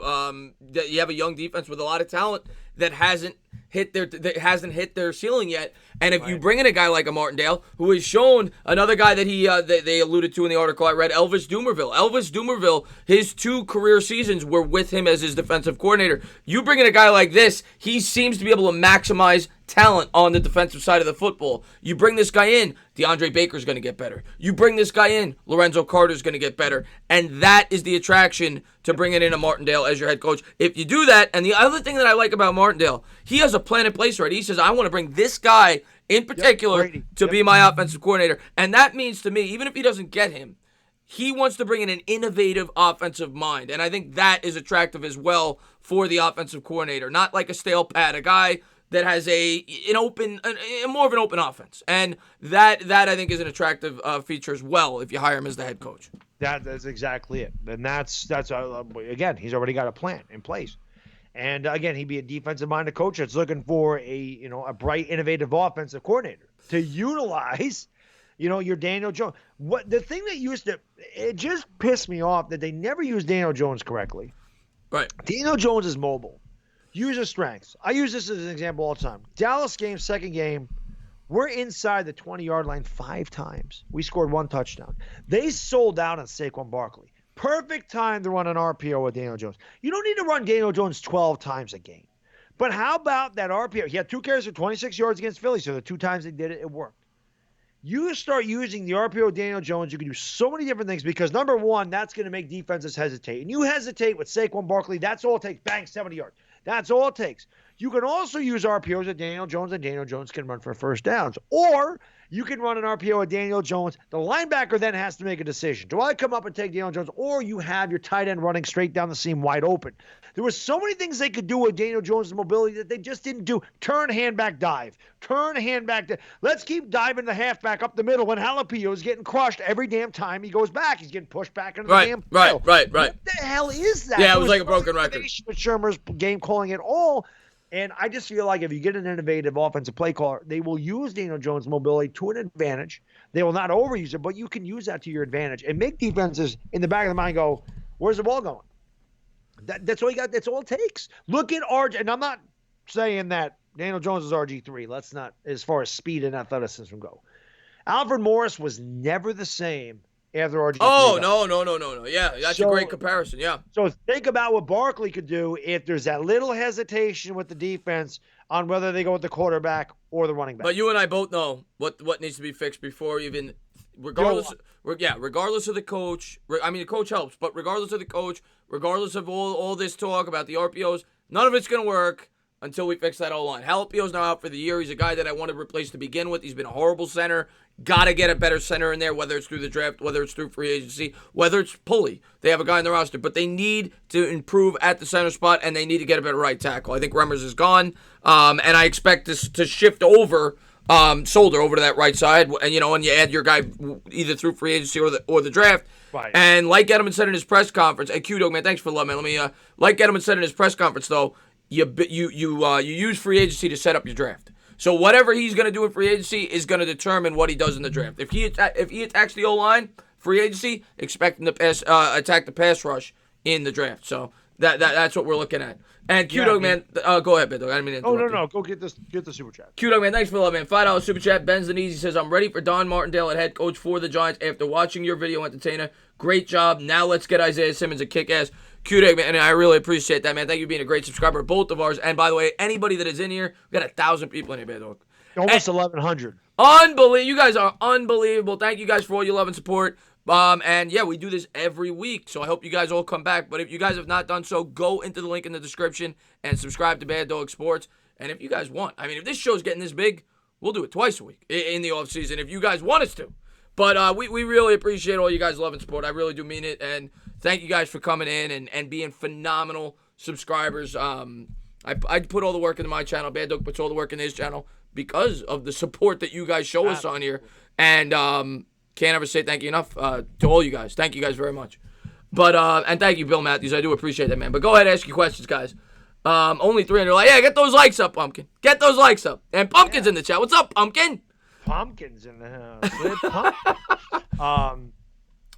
Who will win the Natty? It's great. I'm going to go LSU. LSU just looks incredible to me. It'll be interesting because Clemson's won 29 straight. I don't think they've lost with Trevor Lawrence. So it'll be interesting. But LSU, Joe Burrow, I'll tell you what. I know Oklahoma was no match for LSU, but my God, that Joe Burrow kid impressed the hell out of me. Man, oh man, is that kid special. Man, is he good. He can have a hard time in Cincinnati, but at the collegiate level, that kid is a special talent. And with Justin Jefferson there, and God, I forgot their other wide receivers. They got two good, they got NFL caliber wide receivers. I felt like the officials kind of helped Clemson out against that Ohio State game. Ohio State, then again, kicked 3 field goals. They should have been scoring touchdowns. That was a great game. There were some great bowl games. That LSU-Oklahoma game was not. No, God, yeah, it was horrible. 63, unfortunately, I'm a Sooner fan, so that was a terrible game. But other bowl games are really good. Yeah, let's get let's see if we got any more questions here, guys. I want Andrew Thomas. Yeah, a lot of people. Mike, what's up, Mike? Man, thanks for popping in, man. Another great subscriber of mine. I think a lot of us want Andrew Thomas. Breakout player next season for us, Nicole. Good question, Nicole. Breakout player next season for us. Well, all right, I'm going to go with somebody already on the roster. I obviously don't know who we're going to draft. So, in terms of on our, I mean, you hope Daniel Jones. You hope Daniel Jones next year takes that huge step from year 1 to year 2. So that's what I'll say. I'll say Daniel Jones will be a breakout player next year. If he's our breakout player next year, that means he's throwing between 35 and 40 touchdowns. And I'll tell you what, it's possible. He threw 24 touchdowns, missing 4 games with a bad team. 35 touchdowns is not out of the realm. I'm going to say DeAndre Baker. See, DeAndre Baker has a breakout season for us. We get the right guy in here. DeAndre Baker has a big season for the New York Giants, and he is that lockdown corner that he was at Georgia. I like that. I like that, especially if you bring in a Don Martindale. Certainly makes it more possible. Yep. And, oh, my God, thank you guys so much for your love, man. Detonator with the $2 super chat. You can't forget about it. He says, clapping cheeks in 2020. Let's go. Oh, yeah, go Yanks. The Booty Man with the $2 super chat. Thank you, Detonator. And thank you so much, man. FMG Darth Boulder with the $20 super chat. And what did Dire Giants fan? Oh yeah, what? Say hello to my little friend. Thank you, Dire Giants fan, for that phrase. And LM says, "Go Giants, support Gettleman. He should be on a short leash next year, but I can see the right coach, decent draft, and some nice free agent surprises. And we will be singing praise Dave Gettleman this time next year. Go Giants, love it, love it. I agree, man. You got to get behind your GM. He's done. I think." I'm not going to say as good of a job because he definitely could be better, but he's done a good enough job, I think, for us where you should give him another year without jumping down his throat because he doesn't tie his shoelaces the right way. I mean, some people, I mean, any little thing, they're going after him. Let me ask you this. Why the hell didn't Jerry Reese get this treatment? Jerry Reese sucked for 7 freaking straight seasons. I'm going to tell you why. And first, let me get the super chat. $2 super chat from Big Blue. He says, no reason Jones can't run 5 to 6 carries a game. I agree with that. I think 5 to 6 carries a game is certainly. Thing. But here's why Jerry Reese didn't get the treatment. Jerry Reese got handed a Super Bowl ready roster. He did. He came here in 2007. He won a Super Bowl, and everybody went goo goo gaga. They said, "Oh my God, he's the best!" And he did have a great draft to his credit that year.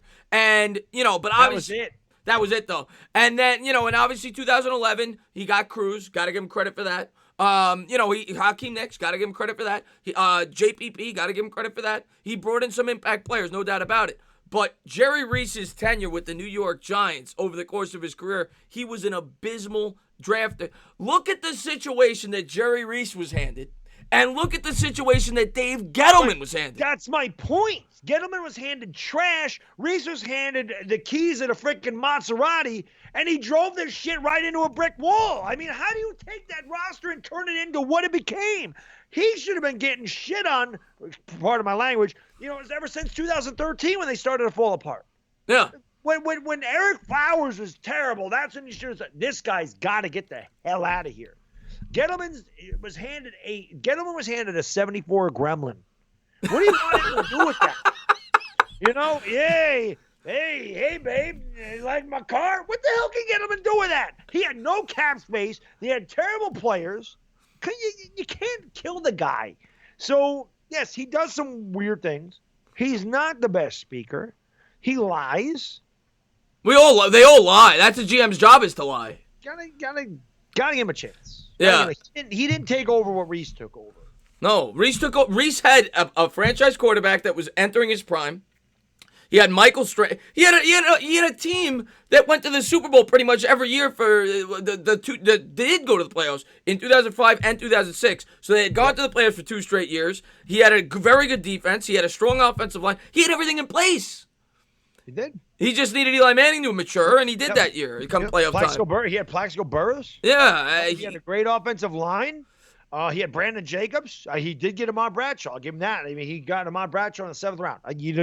Reese did do some good things early in his career, and I always pointed at Prince Amukamara. 2011 was the turning point. Instead of Mark Ingram, which they should have taken there because Brandon Jacobs was done, you could have had Mark Ingram and Ahmad Bradshaw, and the running game would have continued to flourish. Instead, he went Prince Amukamara, which was a terrible pick, and then it just fell apart after that.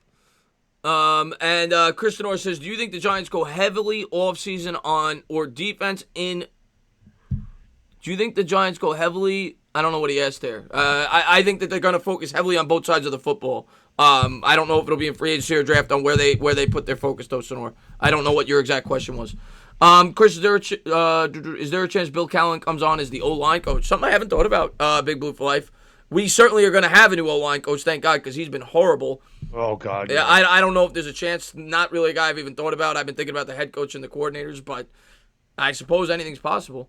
And thank you guys for being here. If you haven't done so, please hit that thumbs up, subscribe, ring the bell. Most importantly, go into that link in the description and subscribe to Bad Dog Sports. You guys, every week we say this is the biggest stream we ever had, and you guys just make it bigger and bigger every week, and we can't say thank you enough for all your love and support. Yeah, this stream has been unbelievable. So thank you so much. And my man Bobby in the chat, man.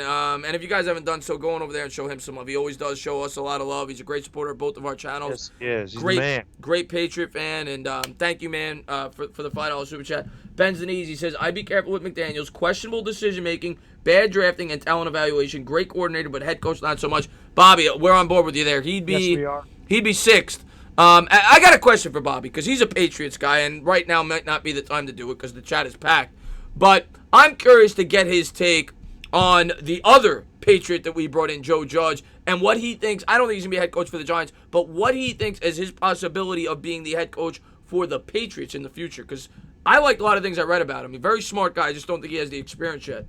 And, oh, man, thank you so much, man, FMG. Thank you again for the love, man. $20 super chat. Say hello to my little friend. He says, Reese drafts were marred with misfortune. He picked well quite a bit in drafts. Free agency is where I hated his decisions. Mara should have canned him with Tom instead of Tom. Mediocre doesn't feel so bad now. I completely agree.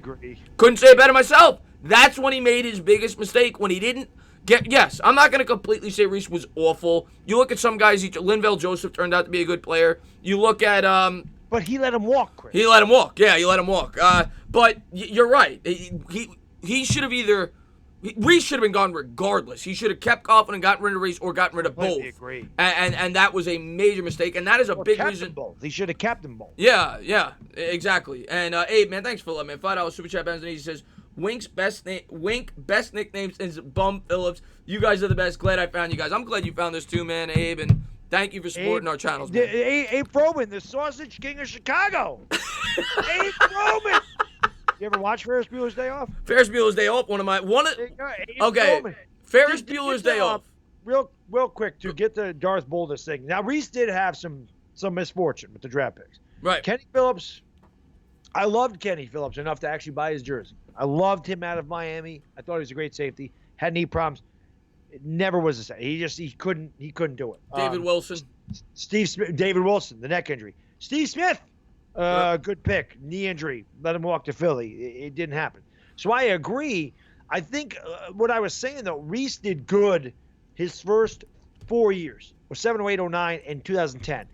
After that, though, he did a poor job, in my opinion. Just Pugh was not good. He failed at tackle. We moved him to guard. He was a lot better. Odell Beckham saved his job. Mukamura was terrible. I'm sorry. I hated Prince Mukamura. And then, Flowers, inexcusable. Eli Apple, inexcusable. And then Evan Engram. Why are you taking a tight end at that point when your defense or when your offense wasn't – they just did not need him. You needed an offensive line in 2017, not a tight end that couldn't block. So, and the other thing I want to point to, you mentioned a lot of the draft picks, and you're spot on about that. Look at his free agency signings and where he decided to spend his money. The only offensive lineman that he spent any money on in free agency from like 11 to 17 was Jeff Schwartz. And he was a complete bomb with the Giants. He didn't spend any attention to detail to the offensive line. Outside of the draft, I give him credit for that. They didn't hit, but he spent some early picks on the offensive line, didn't hit. And the middle linebacker position, he completely neglected his whole time here. Yeah, and that was a huge miss. So I don't know what he was doing. It's like everything he did after 2010 was terrible. Yeah. Like I said, Beckham saved his job. If Beckham came in here and was mediocre, Reese is gone. Beckham saved his job because Beckham was so otherworldly and just like a phenom his first couple of years with the Giants. Yeah, he was the face of the franchise. He sold jerseys. And thank you so much, Bobby, for the $2 super chat. You can forget about it. He says Judge over McDaniels on every day that ends in day. I'll tell you what, Bobby. I know, man. Thank you so much for the membership. The Mook Man with the membership. I like that name. Thank you so much, the Mook Man, for the membership, man. I really do appreciate that. I got to come up with a phrase like Bad Dog for that. But thank you very much. And I'm with you, Bobby, as far as that goes. I'm a fan of Judge. I just don't think he's quite ready yet. And Big Blue in the PA, thank you so much for the love, man. $2 super chat. You can forget about it. He says, guys, Reese's problems were after exactly. After he couldn't draft anybody after round one. Well, he also had problems in round one. But a GM makes their money 3rd through 5th round. Look at Gettleman. Slayton, Conley, Lorenzo Carter had a really good rookie season. Love. He's done good in those rounds. R.J. McIntosh, when he's been on the field, been good. Zemenis in the 3rd round has been really good. So you see Gettleman's draft picks in the later rounds have been a lot better. You're right, Big Boo in the PA. His after the 1st round were disgraceful. Disgraceful. I can't think of a late round draft pick Jerry Reese had after 2010 that ever hit. Ahmad Bradshaw in 2007, 7th round, great pick. Undrafted Victor Cruz, great pick. After that, though, Manningham was solid for where they got him, but he didn't have any. It was not. I agree with you. There's nothing to write home about outside of those couple of guys. And thank you so much, Manny, for the $5 super chat, Benz. And he says, please pick up on that small drip. Please pick up on that small hint. It's from the same movie. Keep up the great work, guys. I watch every day, man. Thank you so much, man. I really appreciate that, man. Thank you. Manny, thank you. Thank you very much for loving the support. And Q-Dog, man, what's up, my man? $2 super chat. You can't forget about it. He says, Daniel Jones is not being considered for Offensive Rookie of the Year. I knew it. Well, after the last game he had, I knew he wasn't going to win it. He needed a big game, I think, to even get consideration. But he still had as good of a rookie year as we all could have hoped for, especially when you factor in the injuries to some of his weapons and the offensive line not playing up to snuff. So I'm really happy with Daniel Jones going into year 2. He's he's got a lot to work on. One thing I want to say, Bad Dog, that and he's a rookie, and hopefully he gets better at this. He did not perform well at all in the rain. You saw him struggle mightily against the Cardinals in the rain. You saw him struggle mightily against the Eagles in the rain the last game of the year. So that's something that hopefully he gets a lot better at, because that will be a factor come playoff time. We have crappy weather here. Yeah. From November through January. From November through May, it sucks here. Yeah. So, yeah, he's definitely got to get better at that. Shoot, there was something I wanted to ask. I saw something I wanted to shoot. We did mention Chris Richard, CJR. We mentioned him briefly because he's a very, very long shot for the Giants head coaching job. Somebody said Dalvin Thompson 2017. Yes, but that's second round. That's not a late pick. That was a good pick though. That was a good pick. Yeah, it was. I see Sonor's question. I want to get that because I tried answering it before, and then I'll get the super chats. He says, my question was, do you think the Giants lean towards offense or defense in the offseason? Defense. I think it's got to be both. I think they need to get the offensive line. They got 2 holes there. But, yes, I think more attention will be put towards the defense. I agree with you, Bad Dog, on that. And Manny, man, thanks for that, man. $2 super chat. You can pick out. He says, Cameron's water drop sound from Ferris. Oh, I picked up on it, Manny, but I can't do that.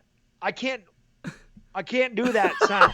Now, Ferris Bueller's Day Off, Bad Dog, I think that is among one of the most rewatchable movies of all time. I could watch that movie. My Cousin Vinny is the most rewatchable. But I could watch that movie a million times, Ferris Bueller's Day Off. That's a good one. I think Goodfellas is the most Goodfellas is unbelievable as well. You're talking to Italians here. My Cousin Vinny and Goodfellas. Casino's fantastic. Godfather, yeah. Austin, man, thanks for I love it. Austin, thanks for the love, man. $2 super chat. You can forget about it. He says, all those years with Reese, Gettleman is a godsend. I'm on board. I mean, he's been a great drafter, and that's where you win, like we always say. He said you're building a draft. Yeah. And Ryan, man, thanks for the love, man. $10 super chat. Stand up. He says, if the Giants cut Kareem Martin, well, they're going to cut Kareem Martin. Yep. They're cutting all those guys you just mentioned. Ogletree, Red Ellison, Bethea, and Nate Solder. I don't know if they're going to cut Nate Solder. I don't know about Solder, but the rest of those guys, yes, I completely agree. They're all going. Yeah. Designate him as a post-June 1st cut. The Giants' estimated cap space will jump from $67 million to $102 million, and that is probably accurate. But then you got to factor in Leonard Williams will be signed, more than likely. I think we all agree on that. Yep. And if you want to sign Golden, let's say they bring those 2 back, that's $30 million. So that leaves you, or we'll say 28 if you want to nitpick, probably 30. That brings you to 72, and then 20 set aside, like Gettleman said, so you got $50 million. Yep. So, we can still get you can get 2 good players at $50 million. Oh yeah. Oh yeah. 3 good players. Yeah, you get but if you sign a top tier pass rusher, that's going to eat up a lot of it. So we'll see what they decide. Who is there a top tier pass rusher? I don't want Shaq Barrett. Ngakoue if he's available. What do you think he's going to command? 17, 18 million? He's going to command a lot because that guy, I looked at his numbers. He's had no less than 8 sacks over the first 4 years of his career. He's been consistent between like 8 and 11, and he's got high upside. So I think he's worth it. Yeah, I'm a fan of him. Yeah, I'm a fan of him. And Slava, my Barco, man, thanks for the man. $2 super chat. You can forget about it. He says, I do not want Marcus Golden back with Betcher gone. Slava, my Barco, Rob, I hinted at that in my video, and a lot of people called me crazy. Matter of fact, everybody immediately said, don't sign him. I am kind of leaning with you. He was brought in here specifically for James Betcher. So if he's going to command a lot of money, oh, man, Frank, man, thanks for the love, man. I know you act out the super stickers. How do you act that one out? I don't think I could act that out. I don't think I could act that one out. I'm going to try. I'm going to try my best. Frank, man, thanks so much for the $10 super sticker. Stand up. I need like the Superman music in the background. But thank you so much, man. I do appreciate that. And Zach Smith, man, thanks for letting me $10 super chat. Stand up. Hey, Chris and Mad Dog, best movie of the decade. Best movie of this decade? Couldn't tell you. I don't think I've watched a movie from this decade. Is The Departed in this? I really like The Departed. It's really good. Yeah, I don't know if that's in this decade. And I really like Inception. That's another movie I really liked. I don't know if you saw that one. I don't watch new movies. I'm stuck. I am stuck in the 80s. Stuck in the 80s. As one of our cohorts used to be called. Yeah. Yeah, I'm stuck in the 80s and 90s. I'm trying to think of a good horror movie that may have come out, and I can't think of any that came out after 2010. So I don't know. I don't remember the last time I actually watched it. But I can't even think of it. I was going to say Toy Story 4. That really wasn't that good. I don't know. I can't tell you a movie I watched this decade that really stood out to me. Yeah, I mean, I'm a huge movie guy. Inception, I'm a big fan of, though. That I would recommend seeing if you guys haven't. But if you guys haven't done so, go into the link in the description and subscribe to Bad Dog Sports. Thank you guys for being here. Do appreciate it. Well, like I said, we'll go a little later because we have 1.1K. Yeah, almost 1,200 in here. Oh my God, you guys are incredible. Thank you guys for all your love and support, man. We got more people in this stream right now than the Giants had at their last home game. Giants fans at the home game. Yeah. Eagles fans filled it up. Yeah. But thank you guys for being here. Wolf of Wall Street was great too, Zach. My favorite scene, have you seen Wolf of Wall Street? I haven't seen anything. I don't watch movies. I told you. My favorite scene in Wolf of Wall Street. I think he was drugged out on something, and he's like stumbling all around, trying to get in the car. That's one of my favorite scenes in movie making history. I love that scene. What's up, King Envy? I don't know when I'd have time to watch a movie. I work 45 to 50 hours a week. I have a 2-year-old. I go to the gym, and then I come on here, and any bit of spare time I have, I try to do YouTube videos and live streams. So it'd be really difficult for me to watch any kind of newer movie. It's just crazy. I just don't have time. Sucks. Yeah. There's not enough hours in a week. 168 hours in a week is not enough for me. And I see Hot Take Hockey's in here, by the way. I always like to support his channel. He's another great. If you're a hockey fan, you're a Ranger fan. If you're in here, an Islander fan, go on over there. That guy is great, and he's got a great channel over there. I like to support him because I do really like to. I really do appreciate good content creators, and he's one of them. And man, thanks for the love, man. Oh God, Big Blue. I saw Pizzle in there, and I see you laughing, so I know it's gonna be funny. $5 super chat. Bends the knees from Big Blue in the PA says, I heard a rumor Pizzle rubbed one out watching Eli walk off the field for the last time in his history. Oh God. Ay. Big Blue, man. Thanks for the love, man. I do appreciate it. Big Blue is not a big Eli guy. He's not a big Eli guy, but he is a great Giants fan, a great supporter of both of ours. And Q-Dog, man, thanks for the love, man. $2 super chat. You can't forget about it. He says, I want Yannick Ngakoue. Will he cost too much? He's going to cost a lot. He's a supreme pass rusher. You look at Zadarius Smith last year. Zadarius Smith, I don't remember his exact contract details, but he got paid a lot. And that was a guy that never had more than 8.5 sacks. So he's going to get paid. And I'll tell you this, when Chris and I did any kind of Packers game, streaming it, Zadarius Smith was just every freaking penny. That guy performed when we were watching him. Guy's the best pass rusher in football when we watch him play, and we called that guy. We said we both loved him, and that was a big reason why we liked the Packers this year. And I'm a big fan of Ngakoue. If we get Ngakoue, I think he's the type of guy. You get him, and you draft the pass rusher as well, you could be looking at something. In terms of a much improved defense. I'm a big fan of Ngakoue if we can get him, but he's going to cost a lot. He's not going to be cheap. No, and he shouldn't be. But that's why you have the cap space you have.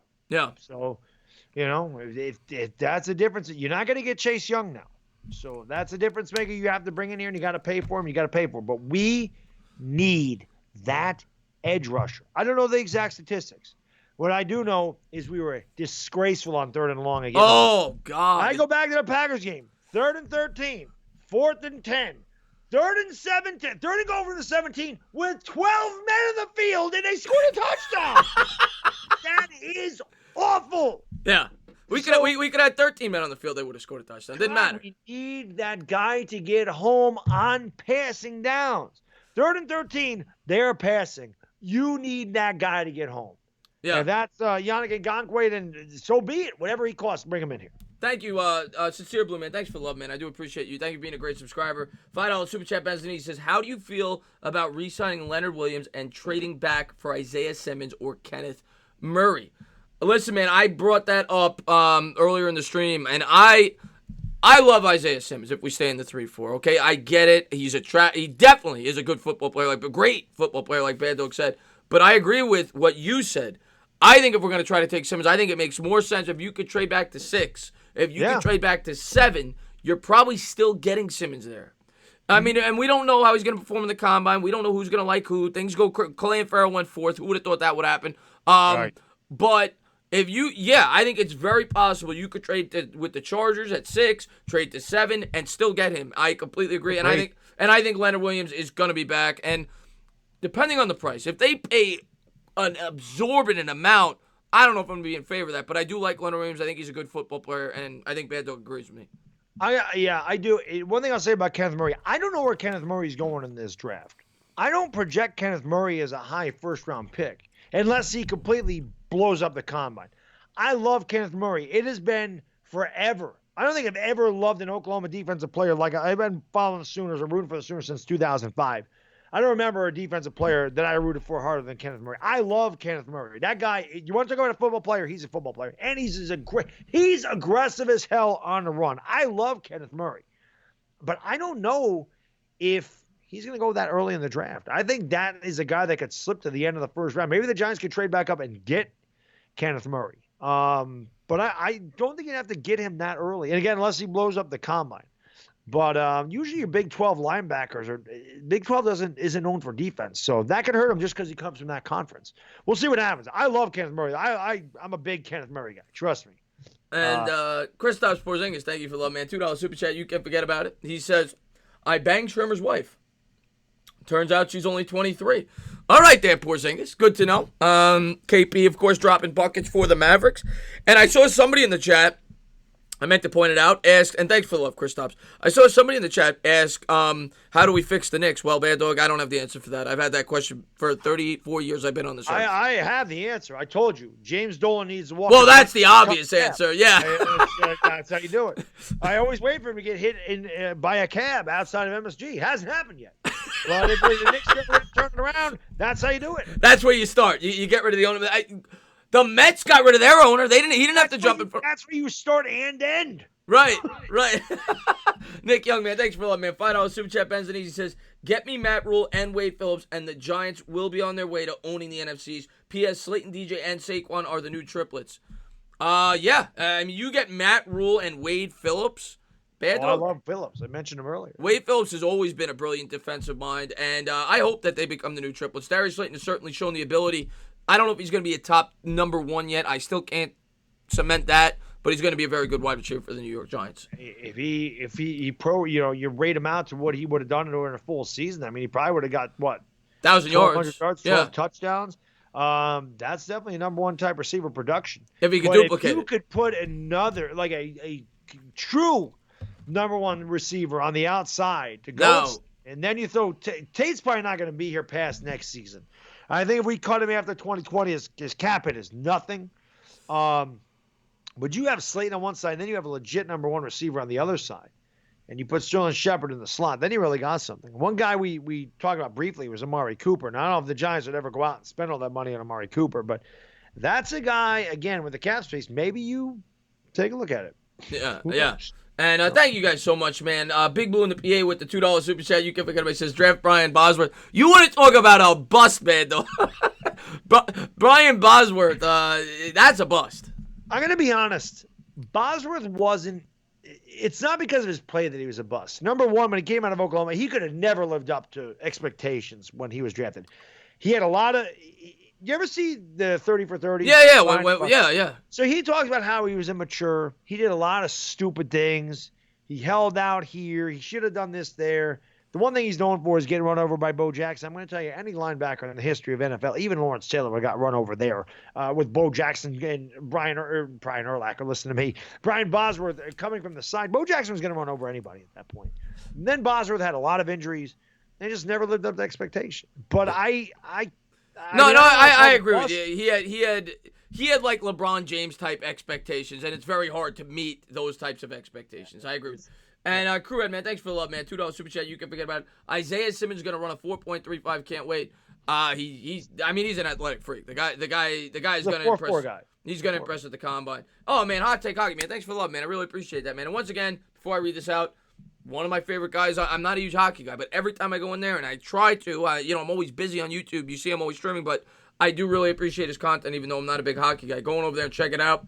And I got some Canadian money there, Bad Dog. $5 Super Chat Benzanini says, thanks, Chris, for the shout-out support. You and Bad Dog have made me a closet Giants fan. Still Hawks all the way. Thank you guys. Really enjoy the content, man. I really enjoy your content, man. So you're the man, up, Hawk. You're the man.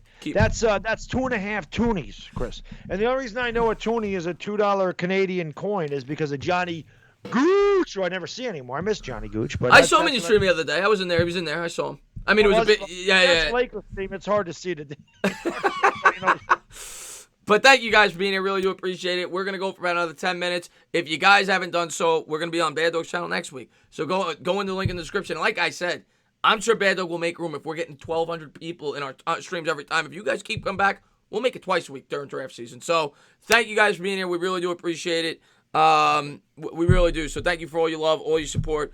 And go into that description and subscribe to Bad Dog Sports. We'll be there next week. And don't forget to hit that thumbs up, subscribe over here, and ring the bell. Can you give me a shout out? Keith, thanks for being here, my man. Chris, do you think we could get Yannick? We got to see if he's available. The Jaguars came out earlier this week, and they said their number one priority is to keep Yannick. So if it is truly their number one priority, good chance he doesn't hit the open market. So I would love to get him, but, we got to be realistic. He might not hit the open market. TD says, who do you and Bad Dog think Gettleman will chase after in the upcoming free agency? Anybody you guys personally want besides Yannick Ngakoue? Well, obviously Leonard Williams is a guy he's going to go after in free agency. Otherwise, he looks pretty foolish. I was a big Schobert guy, but I've kind of fallen off that. Littleton. I'm a big Littleton guy. Littleton's pretty damn good. Yeah, if the you look at the Rams' salary right now, they have a lot of. I mean, we talk about this. The Rams have their whole team was built on free agency. They built their team the wrong way for long-term success, but because of that, I don't see them potentially having enough cap space to keep Littleton. So if that's the case, Littleton may be available. Now, they could franchise him. I suppose it's possible. But if Littleton becomes available, if you guys don't know who that is, go and look into him. He is a very good 3-4 middle linebacker. Great in coverage. He's got like a 92 PFF grade. Really good. Into that. Yeah. But regardless, a very good. You see it when you watch the game. No, he's a good player. Very good coverage middle linebacker. Very good. What about Trent Williams? No, too old and injury prone. Don't need an over the hill left. We already got that guy with Nate Solder. I don't think Trent Williams is going to be. You don't want to pay all that money for a left tackle. Like, we're already paying money for a left tackle, so I can't see us going after Trent Williams. Yeah, Shaq Barrett's going to be a popular name, and Dante Fowler, Kenny Joseph said. Dante Fowler's a guy with high upside, was an early first-round draft pick, and maybe if he's a third overall, right? Yeah, third overall. And Shaq Barrett is a guy who I like going into the offseason, but I don't know if I'm going to like him for as much as he's going to command now. Being that is Miles Jack a free agent? Yes, he is. I love Miles Jack. That's a guy I would love the Giants to go after. I wanted him to draft him so bad. Yeah, really talented linebacker, Miles Jack. I like Miles. Yeah, high upside. Andrew Thomas from Georgia. Yeah, a lot of people like Andrew Thomas. That's draft when you're talking there, it's Rick. But yeah, a lot of people like Andrew Thomas. Great collegiate offensive tackle. Listen, I've had people tell me, his footwork ain't good. He's not good here. He's not good there. I said, listen, that guy plays in the toughest defensive conference. Oh, I didn't know, Bad Dog. Miles Jack got signed. He got re-signed. Oh, he did? Okay. Yeah. He wasn't sure. Yeah, he was on the initial list of free agents, so I must have missed that. He got re-signed. Okay. Thank you guys for letting me know. But, so Andrew Thomas plays against Alabama, LSU, Auburn. He plays against the best at the collegiate level. And, as I said, not only did Fromm not get sacked from that side of it, he didn't get hit. He did not get hit. That's the kind of left tackle you want. Yeah. No, I'm not saying he's going to do that at the NFL level. There are definitely beast pass rushers at the NFL level that are not in the SEC. But that's something to be said for a guy that doesn't let his quarterback get hit. Yeah. And the other thing we didn't talk about, it is possible that the Giants do restructure some of these contracts to free up a little more money. Well, they restructured Solder. They restructured Solder this season, yeah. So we'll see what they do. But the thing is, they don't have a lot of high salary players. They got rid of all of them. And they're going to get rid of more because they're going to get rid of Alec Ogletree. They're going to get rid of Red Ellison. They're going to get rid of Kareem Martin. So they really don't have it. Your Eli Manning's off the books. Golden Tate and Sterling Shepard are probably your highest guy. Leonard Williams is going to be your highest guy, but Maybe, Other than that, who's getting paid on this team? maybe you find a way to get creative and get one of these guys off the team via trade. Who knows? But I agree. I don't think you're going to be able to get rid of a Solder or a Golden Tate. I don't see it. But we'll see. We'll see. But I think $50 million is really, unless they don't bring back Golden, then maybe you have a little more to spend. But seems like a lot of people want Golden. Yeah. But thank you guys for being here. And yeah, we'll go for 5 more minutes. Go ahead and ask your last questions, guys. And we're going to call it a night. It is late. But once again, you guys are phenomenal. Yeah, tough. What do I think about Giancarlo Stanton? God, I can't stand him. If you've watched any of my Yankee streams, you'll know how I feel about Giancarlo. Let me tell you, you ever want to know how I feel about a Yankee player? Just go into one of my Yankee streams. I'll tell you all you want to know about Giancarlo Stanton. Hate him. Tell you all you want to know about Gary Sanchez. Can't stand him. Other than that, I pretty much like every Yankee. But Giancarlo Stanton's an overpaid bum who can't stay healthy and doesn't hit in the clutch. Can't field, and he's straight trash. And I didn't want him. I wanted Christian Yelich. I figured, why wouldn't you get the 5-tool player that hits .330 from the left side of the plate in Yankee Stadium that can actually field, steal bases, and make contact? No, let's get the right-handed power hitter that runs like a freaking Tin Man out in left field and has nothing but power, doesn't go the opposite field, strikes out 200 times. Yeah, that's the guy I wanted. No, there you go. That's what I think about Giancarlo Stanton. Thanks for getting me all riled up. Let's go Yankees! All right, Big Boo in the PA. Thanks for the love, man. $5 Super Chat Benzanese says, have you noticed the increase in Pizzle's head since the holidays? He seems to be eating too many Christmas cookies. Oh, God. Oh, God. I eat a lot of Christmas cookies, Bad Dog. I like Christmas cookies. Big Boo in the PA. I just stalled like a car in 20-degree weather right there with that laugh. Big Boo in the PA, you're pretty funny. Obviously not a fan. Obviously not a fan of that gentleman. That's a little southern, obviously. Detonator, thanks for the love, man. $2 Super Chat you can forget about. He says, I wish the Jets had a better head coach. It makes me sad. I wish the New York Giants had a head coach. It makes me sad. I want to know who it's going to be. But I agree with you, Detonator. Adam Gase was a bad hire to begin with. Terrible. I never understood it. If it was between McCarthy and him, how do you choose Adam Gase over Mike McCarthy? And we don't even like Mike McCarthy, but how do you choose Adam Gase over Mike McCarthy? Look at what Ryan Tannehill's done for Tennessee, and look at how terrible he was in Miami with Adam Gase. And you bring Adam Gase in to help out Sam Darnold, who regressed this year, by the way. I'm sorry. Sam Darnold's not good. I tried to tell Jets fans that from the beginning. USC quarterbacks fail in the NFL.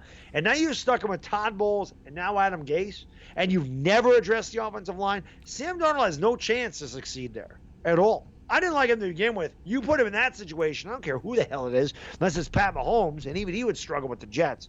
It's not good for Sam Darnold. They got the Jets do a poor job with that.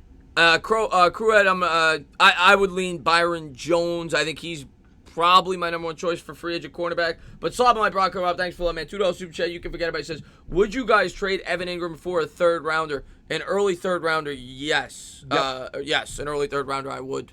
I'd trade him for a late third rounder. We're not signing him. It'd make no sense to sign that guy. He's always injured. He drops a lot of passes, and he can't block. And you saw what Smith did at the end of the year. And the other thing you got to realize, guys, is much like Conklin with the Titans, the reason Conklin's hitting the open market this year, Bad Dog, is because on that fifth-year option, you have to determine whether or not you want to keep him for the fifth year before the year starts. Yep. So the Giants would be foolish to extend him for that fifth year before the year starts with all the injuries he's had. So they're going to have to pay him if he has a big year, or they're going to have to let him walk if he doesn't. So... And if they let him walk, they're not going to get that good of a comp pick because if he's not good and has an injury history, nobody's going to sign him to a big contract. So, I don't know. I would trade him for the right price. Let's put it that way. Yeah, definitely. He's expendable. Yeah. He's expendable. And Detonator, man, thanks for the love, man. $2 Super Chat, you can forget about it. He says, I don't know, man. It is our ownership. It isn't fun. # go Jets. Now, listen, our ownership's not that great either in recent years. Detonator, New York sports are tough right now, but... Got to be patient. You got to hope it gets better, man. And I know Detonator is one of the most positive Jet fans I've ever met, and that's part of the things I admire about him. So keep that smile on your face. Keep the positivity. One thing I'll say is New York sports will come back to prominence this year. The Pinstripes will bring home another championship. That's happening. The Mets will. The Mets will. The Pinstripes, Chris. The Mets I love you, but no. Bando, can you give me one? Can you give me one World Series championship? Just not this year. You guys have got 27. I've never seen one. I've only been alive for 5 of them. Well, I've been Oh, alive only 5. Only 5. If I see 5 in my whole life with the Mets, man, I will faint. Give me one. Give me one. All right, I'll tell you what we'll do. We'll compromise. We'll get the Giants to the Super Bowl win. That works. That works. That works. Let's do that. Then we just compromised and we just made a deal. Giants need to win a Super Bowl. All right. And who do you want to be our new head coach? I mean, I think we both agree that either Rule or Rule's our number 1 right now, and we both love Martindale a lot. And Ella, man, thanks for that, man. $2 super chat. You can pick everybody says, Bando, go Yankees. I will check your stream. Yeah, he'll be doing Yankees this year, Ella. Oh, you'll love them. Those are fun. I'll tell you this. I was surprised at I was telling you this, Chris. I was surprised at the popularity of those playoff streams. They were amazing. But I just say this. I love baseball. I mean, Chris and I talk about this all the time. I love baseball. It is my favorite thing to stream. I know for some people it's boring. And I know for some people it's a slow-paced game. But there's nothing like Friday night. I got the windows open down here in early May, middle of May. It's 74 degrees out. The sun's shining. I got the nice, late spring breeze in, and I'm watching the Yankees. It's just that to me is just woosah. Yeah, that's the woosah. Yeah, no, but I'm looking forward to calling a lot more Met games this year as well. I'll be doing that, and Mets Yankees this year. We're definitely doing it. We're gonna do that together. So that'll be a lot of fun. The Subway Series streams this year. And Nick Young, man, thanks for the love, man. $5 super chat, Benz, and he says, to bring that up. Do the Giants win the Super Bowl in 2008 if they traded for Tony Gonzalez? You had to. I forgot all about. There's another Reese blunder. A 3rd rounder for Tony Gonzalez. Nope. We're not gonna take him. 3rd rounder for Tony Gonzalez. They win the Super Bowl if they don't shoot themselves in the foot, literally. I mean, they could have had him and Tony. Oh God, Nick, why'd you bring that 2008? That 2008 season is going to haunt me until the day that they put me in the urn. We should have won the Super Bowl in 2008. Yeah. That'll always infuriate me. That is no business not winning the Super Bowl that year. I'm with you. I mean, that was the best team that they've ever had since I've been watching the team. Since I've been watching it. And I saw the 86 Giants. The 86 Giants were not complete on both sides of the ball. That team was top 5 in offense and defense, number 1 in rushing. It was such a good team. And they beat everybody. They crushed the Ravens. They beat the Steelers. They won like 7 in a row. They won 7 in a row against teams over 500. You couldn't beat that 08 Giants team. Yeah, I saw somebody ask. I know it's not your fault, Nick. I know. I'm not getting on you. I'm just saying. I forgot all about that Tony Gonzalez thing, and he brought that up. I saw somebody ask about Eric Bieniemy. I think we both like him. He's just not our first choice. I do like Bieniemy. I would not be upset if they had him as the head coach. Personally, I do like Bieniemy. And Zach Smith with the $5 super chat, Benz, he says you two need to check Urinating Trees channel. Guys are right. Oh, he's great. He's hilarious. Yeah, he's fantastic, and he's a Met fan like me. Yeah, we're both miserable together. He is hilarious. Yeah. Somebody's always asking me, like, when are you streaming with Urinating Tree? I'm like, yes, I'm sure that guy's going to take time out of his day to stream with small-time bad dog. He's got a fantastic channel over there. He does. And very smart and well thought out, all his videos. He's hilarious. Yeah. Man. Yeah, great video maker. And Chris Leon, thanks for that, man. $2 super chat. You can figure it out. Bad dog, let's get Chris to the Yankees. I try, Chris Leon. I try. Tell Chris, listen, I said, I'll turn my back like nothing happened. And then you come on with a Yankee jersey and it's all good. Listen, if I go back in time to when I was 8 years old, I would have made a better decision. It is what it is. You know what? Once you root for a team for that long, you can't do it. I've been miserable for too long. I don't know what happiness feels like when it comes to baseball. But thank you guys for being here, guys. It is 12:21. We went overtime, and we still have 1.2K in here. It's crazy. It's crazy. You guys are unbelievable. Phenomenal. And we're going to be doing the coaching search until it's done. And then after that, we're going to recap the coach. We're going to do research on the coach. We're going to go into the coach, what we think the team is going to look like in terms of the coordinators, the defensive system, the 3-4 or the 4-3, what credentials he brings to this team. So there's going to be a lot of coverage on the coach, what we think he's going to bring to the Giants. And we thank you guys for being with us. It's going to be a very fun offseason on both of our channels. We'll be doing mock drafts. We'll probably do a live stream a week or every other week once we get closer to the draft, doing live streams with you guys, doing mock drafts, things like that. So it's going to be a really fun offseason on both channels. I hope you guys stick around. I hope you guys keep coming back. Love each and every one of you guys. You guys are the best supporters on YouTube. Could never say thank you enough. Of course, I got to say thank you to Bad Dog. And once again, if you guys haven't done so, go into that description and subscribe to this channel. But I can't say thank you enough to... Oh, man, thank you so much, man, LM. Man, you've been incredibly generous tonight, man. Thank you so much, man, for the love, man. $10 super chat. Stand up! He says the 1986 Giants would crush any Giants team of any other season, including 85-87. Seriously, the 85 Bears and the Niners have everything to do with it. Happy New Year's, New York Giant fans. Happy New Year's to you, man. And, I was born in 85, so I didn't get to appreciate that team. See, that's the thing. I don't know, because the 86 Giants offense was pedestrian. Phil Simms was terrible that year. We had a bunch of beat-up wide receivers. We were throwing to Stacy Robinson. We were throwing to Bobby Johnson. It was Joe Morris and Mark Bavaro. The defense was incredible. But, my God, the 2008 Giants had 2 1,000-yard backs. They averaged over 5 yards a carry. Oh, the offensive line. You had O.C. Umenora. You had Justin Tuck. You had Steve Smith. Was Amani Toomer there in 08? No, I think he retired. Who was it? Smith. Well, Burris before he shot himself. Smith, Burris, and who the hell was the other guy that they had there? They had another good receiver. And I can't remember. I don't know. That 2008 Giants team was really good. Oh, it was a fantastic team. Big Bull in the PA, thanks for letting me. $5 super chat. Benzanese says, is it true that under his sunglasses, Bizzle has an eye like Kano from Mortal Kombat? Oh my God. Kano wins. Yeah, Kano wins. That was a great game back in the day. And R. Janice, man, thanks for letting me. $5 super chat. Benzanese. He says, saw an Isaiah Simmons video and I'm hooked. Never been an athletic linebacker. Never seen an athletic linebacker like him. He can rush the passer and he can drop the coverage. I'm a huge fan of Isaiah Simmons. I saw a linebacker like that once. Yeah. I think you probably. He wanted number 56. Yeah. Number 50. He was bigger and just as athletic and more athletic probably. God Almighty. Yeah, but thank you guys again. You guys are incredible. Thank you guys tonight for blowing up the stream. Thank you guys for being the best supporters on YouTube. Always say it, New York Giants fans are the best fans on the planet.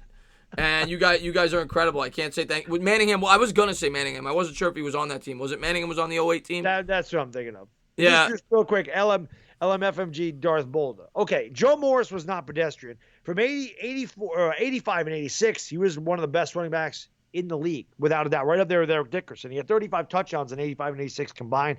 He ran for over 1,500 yards in 1986. He was phenomenal. But Phil McConkey, you're joking around with Phil McConkey. Well, Morris was great. But somebody asked me a question. When am I streaming next? I'm going to be streaming the playoff game. So I'll be streaming all the playoff games. I'm sure Bad Dog's got a Laker game coming up probably. Tomorrow, yeah. Lakers and Pelicans. So AD plays his old team tomorrow. So Lakers and Pelicans, and I'll be doing and that. I've had a lot of people ask me to do these NFL playoff games. I'm not going to do them all. I said, I know you and I are doing AFC, NFC championship game. I said I may do one playoff game, but I'm not doing them all. I can tell you that. I got two. I want to enjoy my Saturday. Last weekend, even though I've been off, for 2 weeks. Last Saturday, Sunday, I streamed. I did the 2 Laker games. I did the Giants game, and I did the Oklahoma game. So I kind of want a weekend back. So let him try to do one game, but I'm not going to do them all. Let him get a weekend off. No, Sunday the Lakers play. I mean, I can't get the whole weekend. All right, he's got the Lakers. Other than that, let him get the weekend off. I'll handle the playoffs for you guys. But thank you guys. No, Nick, I don't think we're gonna do the Super Bowl this year. But we're doing every other game. But the Super Bowl we're gonna take off. But you guys are the best. We're both gonna have obviously lots of content up this offseason. So hope you guys keep checking it out. And you missed the whole show, Sir Rap. And this was our craziest stream ever. We had 1.3, I think, in here. So yeah, we did. Darth Boulder did say McConkey was a joke. I knew you'd like. Yes, I did. I lived like that. McConkey waved the towel off. But you guys are the best, man. I just want to say thank you to all the love and all the support. Les Shot, I thank you for popping in. And, of course, Bad Dog, I just want to say thank you for coming on the channel. Love doing the show every week with you. Looking forward to doing it next week. And as we continue to talk New York Giants football. And, great show tonight. And you guys are the best. And, of course, I always let Bad Dog close it out. Yeah, as I say all the time, this is my favorite thing that I do on YouTube is this show with Chris. The Giants are a complete disaster and have been for 3 years, really 7 years. It's pretty much since 2013 we've been horrible. The amount of support that you guys and girls show in this show is phenomenal. To have almost 1,300 people in here after the season is over, in which we finished 4-12, can't say enough. If this doesn't talk about how loyal the New York Giants fan base is, I don't think anything will. You guys have made this channel incredible. And Chris and I started this. I know we enjoyed doing it. Never thought it would be what it's become. We had 25 people. Yep. First time we did this show a year ago. We had like 3 months ago. We had 2 months ago. 14 months ago. We had 25 people in there. If we were lucky. Yeah. And now we got 1,225 people in there. So again, just you guys watching the videos, commenting, hanging out in the live streams. You guys, I say it all the time, and on my channel, you're the stars of these channels. We just host it. You guys make these channels what they are. Because if not for all your support, what would be the point of doing this? Other than outside of loving the Giants. But because you guys are here, we love hearing your opinions. We love hearing different Giants fans' perspectives on things. We're not always going to agree, but at the end of the day, we always want what's best for the Giants. Cannot thank you enough for all the support you show on the channels. We really do appreciate it. Words can't express it enough. Chris, I love doing a show with you. As always, thank you for having me on the channel. And it's gonna be very interesting going forward for sure. I cannot the coaching wait. staff, the free agency, the draft. As bad as the year's been, more exciting times are here to come. The Giants are gonna be a lot better. Then we say it all the time. How good is this show gonna be when we're 11-4 or 12-4?